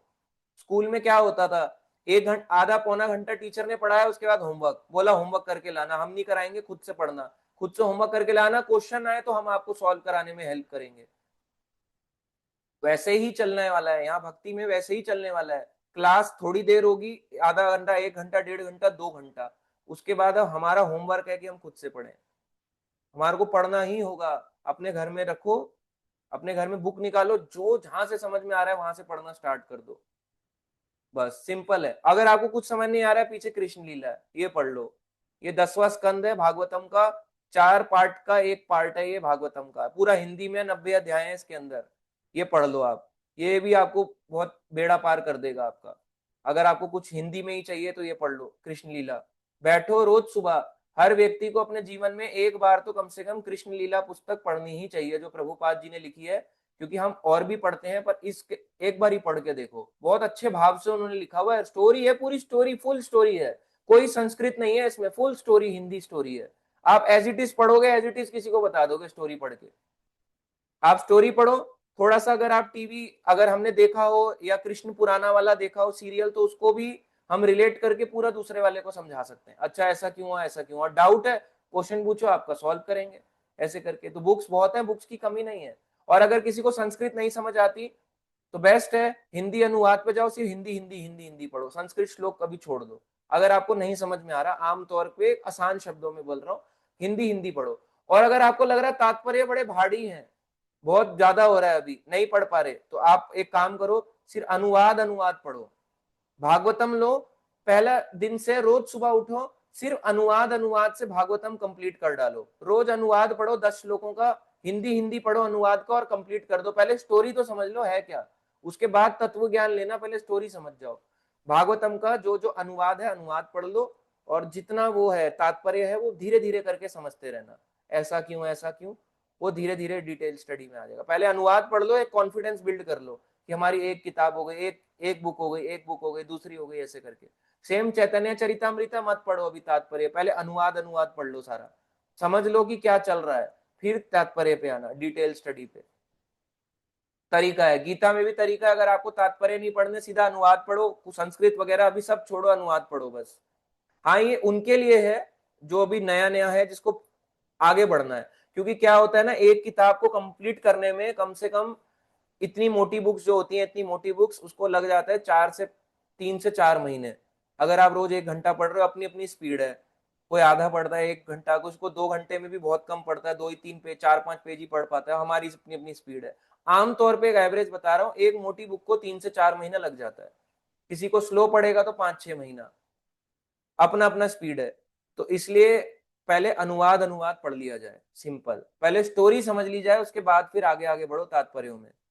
पहले गीता से अनुवाद के साथ पढ़ो, क्या है गीता, क्या चल रहा है कृष्णा अर्जुन के 700 श्लोकों के बीच में, फिर आगे बढ़ो। तो ये सब है, मैंने बहुत सारी आपको ट्रिक बताई जिससे आप आराम से ये सब चीजों को कर सकते हो। ठीक है, और कोई क्वेश्चन है तो अब लेते हैं उसको, टाइम भी हो रहा है। तो हमने अभी इसके 10 श्लोक कर लिए हैं, अगली क्लास में 15वां अध्याय भी कंप्लीट हो जाएगा। उसके बाद हम सीरीज भी स्टार्ट करेंगे, ऐसी सीरीज षड गोस्वामी के ऊपर सीरीज। आपको कहीं भी जाओ, पूरे यूट्यूब पे सर्च मारो, मैं गारंटी देता हूँ आपको षड गोस्वामी, मैं ये नहीं कह रहा किसी को नॉलेज नहीं है, सबको मेरे से हजारों गुना नॉलेज है, पर सिस्टमेटिक वे में नहीं। सिस्टमेटिक वे में आपको बताएंगे पूरे षड गोस्वामी की लाइफ के बारे में, शुरू से लेके पूरा, है ना, यानी उनके अपीयरेंस से लेकर डिसअपीयरेंस तक का पूरा लाइन बताएंगे, लाइन वाइज, एक एक षड गोस्वामी का, पूरे 6 गोस्वामी के बारे में डिटेल, एक एक डिटेलिंग, एक एक डिटेलिंग, पूरा उनकी डिटेलिंग, अब क्या हुआ, तब क्या हुआ, उसके बाद क्या, उसके बाद क्या, उसके बाद क्या, पूरा सबके बारे में एक एक पूरा पूरा बताएंगे। और ज्यादा लंबी नहीं खींचेंगे उन क्लास को कि समझ ही नहीं आ रहा चल क्या रहा, तत्व ज्ञान पूरा एक बताएंगे, जितना मतलब उसमें करना क्या है, टीचिंग भी समझ आए और उनके जीवन क्या था वो भी समझ आए, इस तरह से पूरा उसको बताएंगे। पर गीता के बाद, गीता हम 15वें अध्याय पे आ गए, पिछले 1 साल से ज्यादा हो गया हमें गीता। पिछले साल 14 फरवरी यानी वैलेंटाइन डे को जिस दिन लोग मनाते हैं, उस दिन हमने गीता शुरू करी। आज ऑलमोस्ट 1.25 साल हो गया है गीता को हमने करते हुए, और अगले 1 से 1.5 महीने में पूरी गीता भी कंप्लीट हो जाएगी। तो गीता में टाइम लगता है, इसलिए धीरे धीरे करके हम श्लोक श्लोक करके आगे बढ़े। चलो अब कोई किसी का क्वेश्चन है तो वो लेते हैं, इसमें देखते हैं जूम पे, और अपना हैंड रेस कर सकते हो आप। हनुमान प्रभु जी ज्यादा जानना जरूरी नहीं, मैं नहीं समझ प्रभु जी, ज्यादा जानना जरूरी नहीं है, जो जाना है उसको पक्का बनाना है। नहीं, ज्यादा जानना भी जरूरी है और जो है उसको भी पक्का बनाना है, दोनों ही जरूरी है।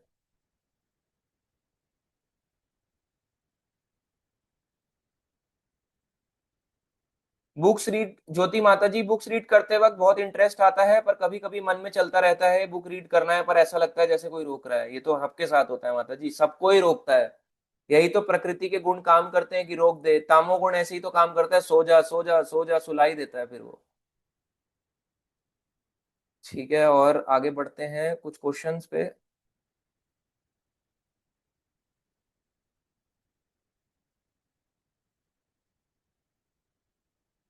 अंकिता निधि माता जी, मेरे एनवी लोगों को गॉड बख्शे हुए हैं, मुझे ही ताने सुनाते हैं। ये एनवी कौन है माता जी?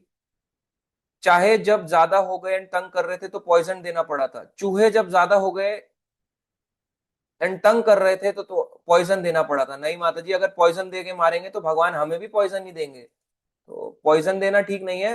बेस्ट है चूहा दानी लगाना ही ठीक है। अगर हमारा ग्राउंड फ्लोर में हम रहते हैं जहाँ पे ज्यादा चूहे आते हैं, पहले तो दरवाजे पूरे सील पैक्ड रखो अपने, ताकि चूहे ना आए। और अगर आ रहे हैं चूहा छिपकली, तो चूहा छिपकली के लिए आप उसके लिए वो लगा दो, चूहा दानी लगा दो, उसको पकड़ो और उसको फिर छोड़ाओ। अपने जहां से एंट्री होती है एंट्री के पास ही चूहेदानी रखो, जहां पे आपको पता है सबसे ज्यादा चूहा एंटर करता है जिस जगह से, ताकि वहां से एंटर करते ही पकड़ लिया जाए। क्योंकि पॉइजन देना तो ठीक नहीं है, पॉइजन लेके मार डाला उसको। अब तो भक्ति कर रहे हैं, चलो पहले हो गया जो हो गया गलती, अब भी करेंगे तो वो ठीक नहीं है। निकुंज प्रभु जी भी लिख रहे हैं, बाय स्टडिंग चैतन्य चरितमृत हम राधा रानी को जान सकते हैं। बिल्कुल सही प्रभु जी। अनिला माता जी बहुत सुंदर बात प्रभु जी। प्रभु जी where and when should one read Ramayana? Ramayana जो है स्कॉन में मिलती है वाल्मीकि रामायण हिंदी में, पर अगर आप डिटेल में पढ़ना चाहते हो तो वाल्मीकि रामायण फिर आती है पूरे श्लोकास के साथ, फिर वो गीता प्रेस में आती है। अगर आपको पूरे 1 लाख श्लोक वो रामायण के 24,000 श्लोकों के साथ पढ़ना है तो फिर वो उसमें मिलेगी। और तुलसीदास जी की है रामचरितमानस, वो उनके अपने भाव की लिखी हुई है, वो भी बहुत अच्छी है।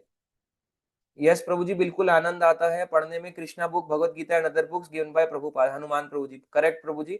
तो काफी लोग पूछते हैं क्या पढ़े क्या पढ़े, अभी फिलोसफी छोड़ो, अभी ये पढ़ो, मैं बता रहा हूँ आपको, कृष्णा बुक पढ़ो, आपको बहुत आनंद आएगा। पढ़ के देखो, ज्यादा हम तत्व तत्व तत्व करते रहते हैं तो दिमाग काम करना बंद कर जाता है, तो ये पढ़ो। संदीप नेगी प्रभु जी, हरे कृष्णा प्रभु जी, wonderful class, thank you Sandeep Negi प्रभु जी। कृष्णा स्कूल्स कॉलेज एक्सेट्रा में शास्त्र क्यों नहीं डलवा पाते पावरफुल होके भी? अंकिता निधि माता जी का क्वेश्चन। माता जी अगर वो तो डलवाना चाहते हैं, मगर भगवान क्या होते हैं ना, एक फ्री विल होता है, सब कुछ छोड़ रखा है भगवान ने, कहा मेरे अंश हैं। अब अपने बच्चे की कैसे वो उसकी इच्छा पूरी, कैसे उसके खिलाफ चले जाए? तो खिलाफ जाते भी हैं पर जबरदस्ती नहीं करते। हम अंश हैं तो भगवान का कुछ गुण अंश रूप में हमारे में भी आता है। भगवान स्वतंत्र है तो हम भी स्वतंत्र हैं, उसी स्वतंत्रता के कारण आज हम यहाँ पे फंस जाते हैं।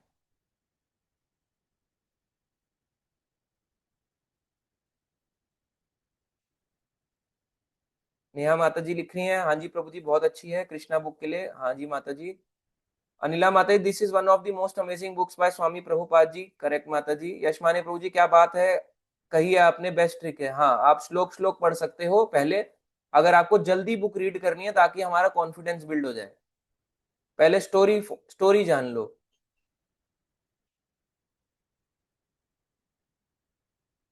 गीता 2 मंथ्स में हो जाती है, अंकिता निधि माता जी कह रही है, हाँ हो जाती है, अपनी अपनी स्पीड है। ज्योति पांडे माता जी, प्रभु जी नरसिंह कवच सही से प्रोनाउंस नहीं कर पाती हूँ तो क्या उसका हिंदी मीनिंग पढ़ सकते हैं? डेली रूटीन में पढ़ सकते हो, कोई दिक्कत नहीं है। संस्कृत इसलिए पढ़ा जाता है, मैं आपको बताऊं, संस्कृत से क्या होता है ना, हमारा भाव ज्यादा होता है। जब हम है ना वो पंडित होते हैं, घर में आते हैं, संस्कृत बोलता है, कुछ भी हिंदी का नहीं बोलता, तो अच्छा लगता है, ऐसा लगता है पता नहीं कौन से दुनिया में पहुंच गया, पहुंचा दिया। तो वही बात है, क्योंकि इसमें पावर है ओरिजिनली, क्योंकि जो भी चीज लिखी गई वो संस्कृत में लिखी गई, इसलिए वो भगवान की शक्ति है ना, संस्कृत में वाणी में शक्ति होती है, इसलिए संस्कृत पढ़ते हैं। नहीं भी पढ़ पाओ कोई नहीं, हिंदी पढ़ सकते हैं, अपने लिए भी दूसरों के लिए भी। स्नेहा माता जी, थैंक यू प्रभु जी आज की क्लास के लिए, थैंक यू स्नेहा माता जी। अजय प्रभु जी, please start class on Shrimad Bhagavatam. प्रभु जी वो तो हम पार्ट वाइज करते ही हैं, और हम इसके पार्ट वाइज को और भी करेंगे और बताएंगे, तो हम इसको भी करेंगे धीरे धीरे, पार्ट वाइज लेके, ठीक है। प्रीति शर्मा माता जी, थैंक यू प्रभु जी for today's class, thank you Preeti माता जी। नॉन वेज ये अलग है। अभिमन्यु प्रभु जी, थैंक यू प्रभु जी for today's wonderful class, thank you Abhimanyu प्रभु जी। प्रभु जी 2025 के चूहे चालाक हैं, वो देखना पड़ेगा प्रभु जी आपको। अंजुल प्रभु जी, एक सीरीज वैष्णव एटिकेट पर भी स्टार्ट करना, I am very desperate about it, ठीक है प्रभु जी, इस पे भी करेंगे। ये इजी है, कर सकते हैं, इस पे इजी है, पर फॉलो तो मेन ये वैष्णव सदाचार में आपको बताऊं सीरीज से ज्यादा फॉलो करने की चीज है। क्लास तो इसमें 50 ले लो, पर फॉलो तो ये धीरे धीरे ही होगा वैष्णव सदाचार, इस पे भी बता देंगे, बाकी साथ साथ तो हम बताते ही रहते हैं। निवेदिता माता जी, थैंक यू प्रभु जी, बहुत अच्छी क्लास थी प्रभु जी, गीता दोबारा से फिर शुरू होगी। ये तो माता जी अगर कोई डाउट क्वेश्चन आता है तो आप पूछ सकते हो, दोबारा से शुरू करेंगे तो काफी टाइम लग जाएगा, कुछ टाइम के बाद दोबारा शुरू कर सकते हैं। अभी तो हम चला ही रहे हैं गीता को, तो आप कहीं पे भी किसी भी अध्याय में हो वहां से आप क्वेश्चन पूछ सकते हो साथ साथ में, आपको डाउट आता है। चूहे दानी से उनकी आबादी नहीं कंट्रोल हुई थी, एंड जेल जाली से सील के मनी के अभी तक जाली से सील का मनी के अभी तक नहीं दिए हैं हमें। चूहे दानी ही माता जी, और क्या सॉल्यूशन है? आप मार डालोगे चूहों को तो फिर तो गलत ही है, तो आप जानते ही हो चूहा भी जीव है। थैंक यू प्रभु जी, थैंक यू मधुर माता जी। हनुमान प्रभु जी थैंक यू वेरी मच प्रभु जी। जैसे जैसे एंड हो रही है गीता वैसे वैसे समझ आने लगी गीता। हाँ बिल्कुल सही कहा आपने।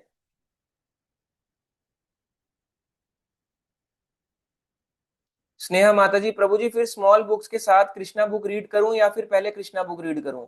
आप सीधा कृष्णा बुक रीड करो। अगर आपने एक बार गीता पढ़ ली, छोटी बुक का एक ही पर्पस है, बड़ी बुक पे आना। अच्छी बात है आप छोटी पढ़ रहे हो, पर पर्पस बड़ी बुक पे आना। अगर आप बड़ी पे आ गए तो सीधा बड़ी पे ही रहो, फिर कृष्णा बुक पे आ जाओ सीधा। पर्पस वही है छोटी बुक्स का। जो सुनते हैं वो जरूर पढ़ना चाहिए, उससे क्लैरिटी आती है। करेक्ट। ज्योति पांडे माता जी thank you so much Prabhu ji for today's class. Thank you Jyoti माता जी। प्रभु जी मंद बुद्धि होने के कारण कभी कभी कुछ चीजें स्क्रिप्चर्स और नॉर्मल साइंटिफिक चीजों में कॉन्ट्रडिक्टरी लगता है, तो उसे कॉम्प्रीहेंड कैसे करें? हाँ ये अच्छा क्वेश्चन है कि हमारी मंद बुद्धि होती है तो हमें कई बातें शास्त्रों की अलग लगती है, साइंस अलग लगती है, दोनों को कैसे मेल जोल बिठाएं? स्क्रिप्चर यानी शास्त्र की बात को और साइंस की बात का मेल जोल कैसे बिठाएं? देखो साइंस कुछ हद तक तो ठीक है, मगर कुछ चीजों के पास साइंस बियॉन्ड उसके पास आंसर नहीं है। वो उस चीज को बोल देता है बियॉन्ड इनफाइनाइट, जो उसके पास आंसर नहीं है इनफाइनाइट, ऐसे करके बोल देगा साइंस। तो इसलिए साइंस का भी लिमिटेशन आ जाता है। तो जहां साइंस का लिमिटेशन है वहां पे आध्यात्मिकता ही काम आती है, शास्त्र ही काम आते हैं। तो आप इसको इस तरह से समझ सकते हो, कुछ चीजें कॉन्ट्रडिक्टरी लगेंगी। कॉन्ट्रडिक्टरी क्या टॉपिक है, तो उस टॉपिक को ढूंढो। पहले देखो शास्त्र क्या कह रहा है, फिर साइंस क्या कह रहा है। फिर अगर आपको डाउट आ रहा है कि साइंस में कुछ और है शास्त्र में कुछ और है, तो फिर पूछ लो कि मुझे ऐसा लग रहा है तो अब मैं इसका क्या करूं। तो फिर आपको आंसर मिलेगा तो क्लियर हो जाएगा। ठीक है। हरे कृष्णा प्रशांत कुशवाहा प्रभु जी। अनिंदा माता जी थैंक यू प्रभु जी for today's class. Thank you Aninda माता जी। तो और कोई क्वेश्चन नहीं आया अभी तक? ठीक है ऑलमोस्ट। प्रभु जी आप बहुत अच्छा एक्सप्लेन करते हैं, हरि बोल। Thank you Prashant Kushwaha Prabhu ji. Aditya Narayan Prabhu ji thank you for today's class. Nikunj Prabhu ji thank you so much Prabhu ji for today's wonderful class. Today's class conclusion is studying Shila Prabhupada book is Shila Prabhupada books is important. हाँ correct. तो हमें books पढ़नी है, यही आपको देखो बार बार हर जगह यही है। ऐसा नहीं मैं कह रहा हूँ, खुद ही बोल रहे हैं, जिन्होंने लिखा वो खुद बोल रहे हैं बुक्स पढ़ो। मैं थोड़ा ना बोल रहा हूँ। इसमें मेरा और आपका क्या होता है? मैंने आपको दिखाया, इसमें लिखा है वैश्लेषिक अध्ययन कि डिटेल से अध्ययन करो, इसमें लिखा है शास्त्र पढ़ो वैराग लाने के लिए। हर चीज हमें मेहनत करनी पड़ेगी, बस करनी है। बस हमें ये मान के चलो, कुछ भी पढ़ो पढ़ो बस पढ़ो। आपको कोई टाइम कोई बर्बाद नहीं होगी। अगर आपको ये लग रहा है कि मेरे पास भागवतम के लिए इनके लिए पैसा नहीं हो रहा, चैतन्य चरितमृत के लिए, देखो मैं आपको सिंपल सा बताऊं, अगर आपको लग रहा है नहीं हो रहा, बिल्कुल भी नहीं है, ऑनलाइन पढ़ लो, फोन में पढ़ लो। थोड़ा सा फील नहीं आएगा, पर ऑनलाइन पढ़ सकते हो, पीडीएफ फॉर्म में भी मिल जाएगा। तो आप मांग लो, पीडीएफ है भागवतम का भी, पीडीएफ में पढ़ लो। कम से कम फोन तो सबके पास है ना, फोन में पढ़ो। फिर फोन से पढ़ सकते हैं, उसमें कोई दिक्कत नहीं है। और अगर कोई गीता प्रेस का है, कोई आपके पास पुराण है, तो पुराण भी पढ़ सकते हो, उसमें भी कोई गलत नहीं है। पुराण में कुछ चीजें ऐसी हैं, देखो गणेश पूजन वो पूजन उसको छोड़ दो, बाकी सब पढ़ो, कोई बात नहीं। और उसमें लिखा हुआ भी है तो उसका पर्पस जानो, उसके पीछे वो क्यों दी है। हिस्ट्री पढ़ोगे, अगर आप ना पढ़ोगे तो आपको क्लियर हो जाएगा। उसमें भी यही वो कह रहे हैं कि कृष्ण भक्ति करो, ये करो, उसमें भी क्लियर हो जाएगा। मैंने कई लोग कहते हैं पुराणों में कॉन्ट्रडिक्टरी है, कहीं कॉन्ट्रडिक्टरी नहीं है। मैं आपको बता दूं, क्लियरली मेंशन्ड है। क्लियरली क्या है, बद्रीनाथ का भी क्लियरली मेंशन्ड है कि भाई भगवान तपस्या उसमें बैठे हैं, तो वो किसका ध्यान लगा रहे हैं? इतने बड़े भगवान नारायण को किसके ध्यान करने की जरूरत पड़ गई? तो यही बात ब्रह्म वैवर्त पुराण में आती है। नारद मुनि पूछते हैं कि भगवान आपने तो बता दिया ध्यान करना है, मगर आप किसका ध्यान कर रहे हो? आपको ध्यान करने की कब से जरूरत पड़ गई? ये तो मैंने आपको बोला कि आप लेटे रहते हो, हर समय दुनिया कहेगी आप लेटे हो, हम भी मस्त होके लेट जाते हैं और अपनी पत्नी से चरण दबाते हैं। आप ऐसे लेटे रहोगे तो दुनिया को कैसे शिक्षा दोगे? तो भगवान ने अपना स्थान को त्यागा और बद्रीनाथ में आ गए। वो पहले आदि केदारनाथ कहलाता था, शिव जी को भिजवा दिया उन्होंने केदारनाथ में, बोले आप दूसरे केदारनाथ में जाओ, और आदि केदारनाथ बन गया बद्रीनाथ, और वहां पे तपस्या में बैठ गए। तो नारद मुनि ने कहा आप तपस्या कर रहे हो, मगर किसकी तपस्या कर रहे हो? बोले हम अपना ही ध्यान लगाते हैं। मगर नारद मुनि ने कहा अपना ध्यान कोई कैसे लगा सकता है? तो फिर उन्होंने बोला कि मैं दो हाथों वाले श्याम सुंदर पे ध्यान लगाता हूं। यानी नारायण भी कृष्ण पे ध्यान लगाते हैं। तो बद्रीनाथ धाम जो है वो केवल नारायण धाम नहीं, वो एक्चुअली कृष्णा धाम ही है। भगवान कृष्ण ही वहां आए थे, नर नारायण कृष्णा अर्जुन ही आए थे। इसलिए वो कहते हैं हे अर्जुन, तुम्हारे और मेरे अनेकानेक जन्म हो चुके हैं, मुझे सब याद है, तुम्हें याद नहीं है। पिछले जन्म में मैं नारायण ऋषि था, तुम नर ऋषि थे, तुम सब कुछ भूल गए अर्जुन, लगता है सब भूल गए, मुझे सब याद है कि हम दोनों नर नारायण ऋषि के रूप में आए थे। तो ये सारी चीजें वो भगवान कृष्ण का ही धाम है, कोई डिफरेंस नहीं है उसमें वहां पे। तो ये सारी चीजें आती हैं, तो सारे शास्त्रों को कंक्लूजन कृष्णा पे ही आता है, आप कोई भी पढ़ लो, गारंटीड है। ठीक है, तो अभी हम क्लास को एंड करते हैं, वेदाबेस वाणीपीडिया से ही पढ़ सकते हैं, करेक्ट। अभी एंड करते हैं। हरे कृष्णा हरे हरे कृष्णा कृष्णा हरे कृष्ण कृष्णा कृष्ण हरे कृष्ण हरे हरे हरे हरे राम हरे हरे राम राम हरे राम राम राम राम हरे हरे हरे। हरे। की जय, सब हरि भक्तों बोल। जय की जय, शिला प्रभुपाद की की जय, जय। जय जय गौर प्रेमानंदे, हरि हरि बोल। हरि हरि हरि बोल। बोल। बोल। जय।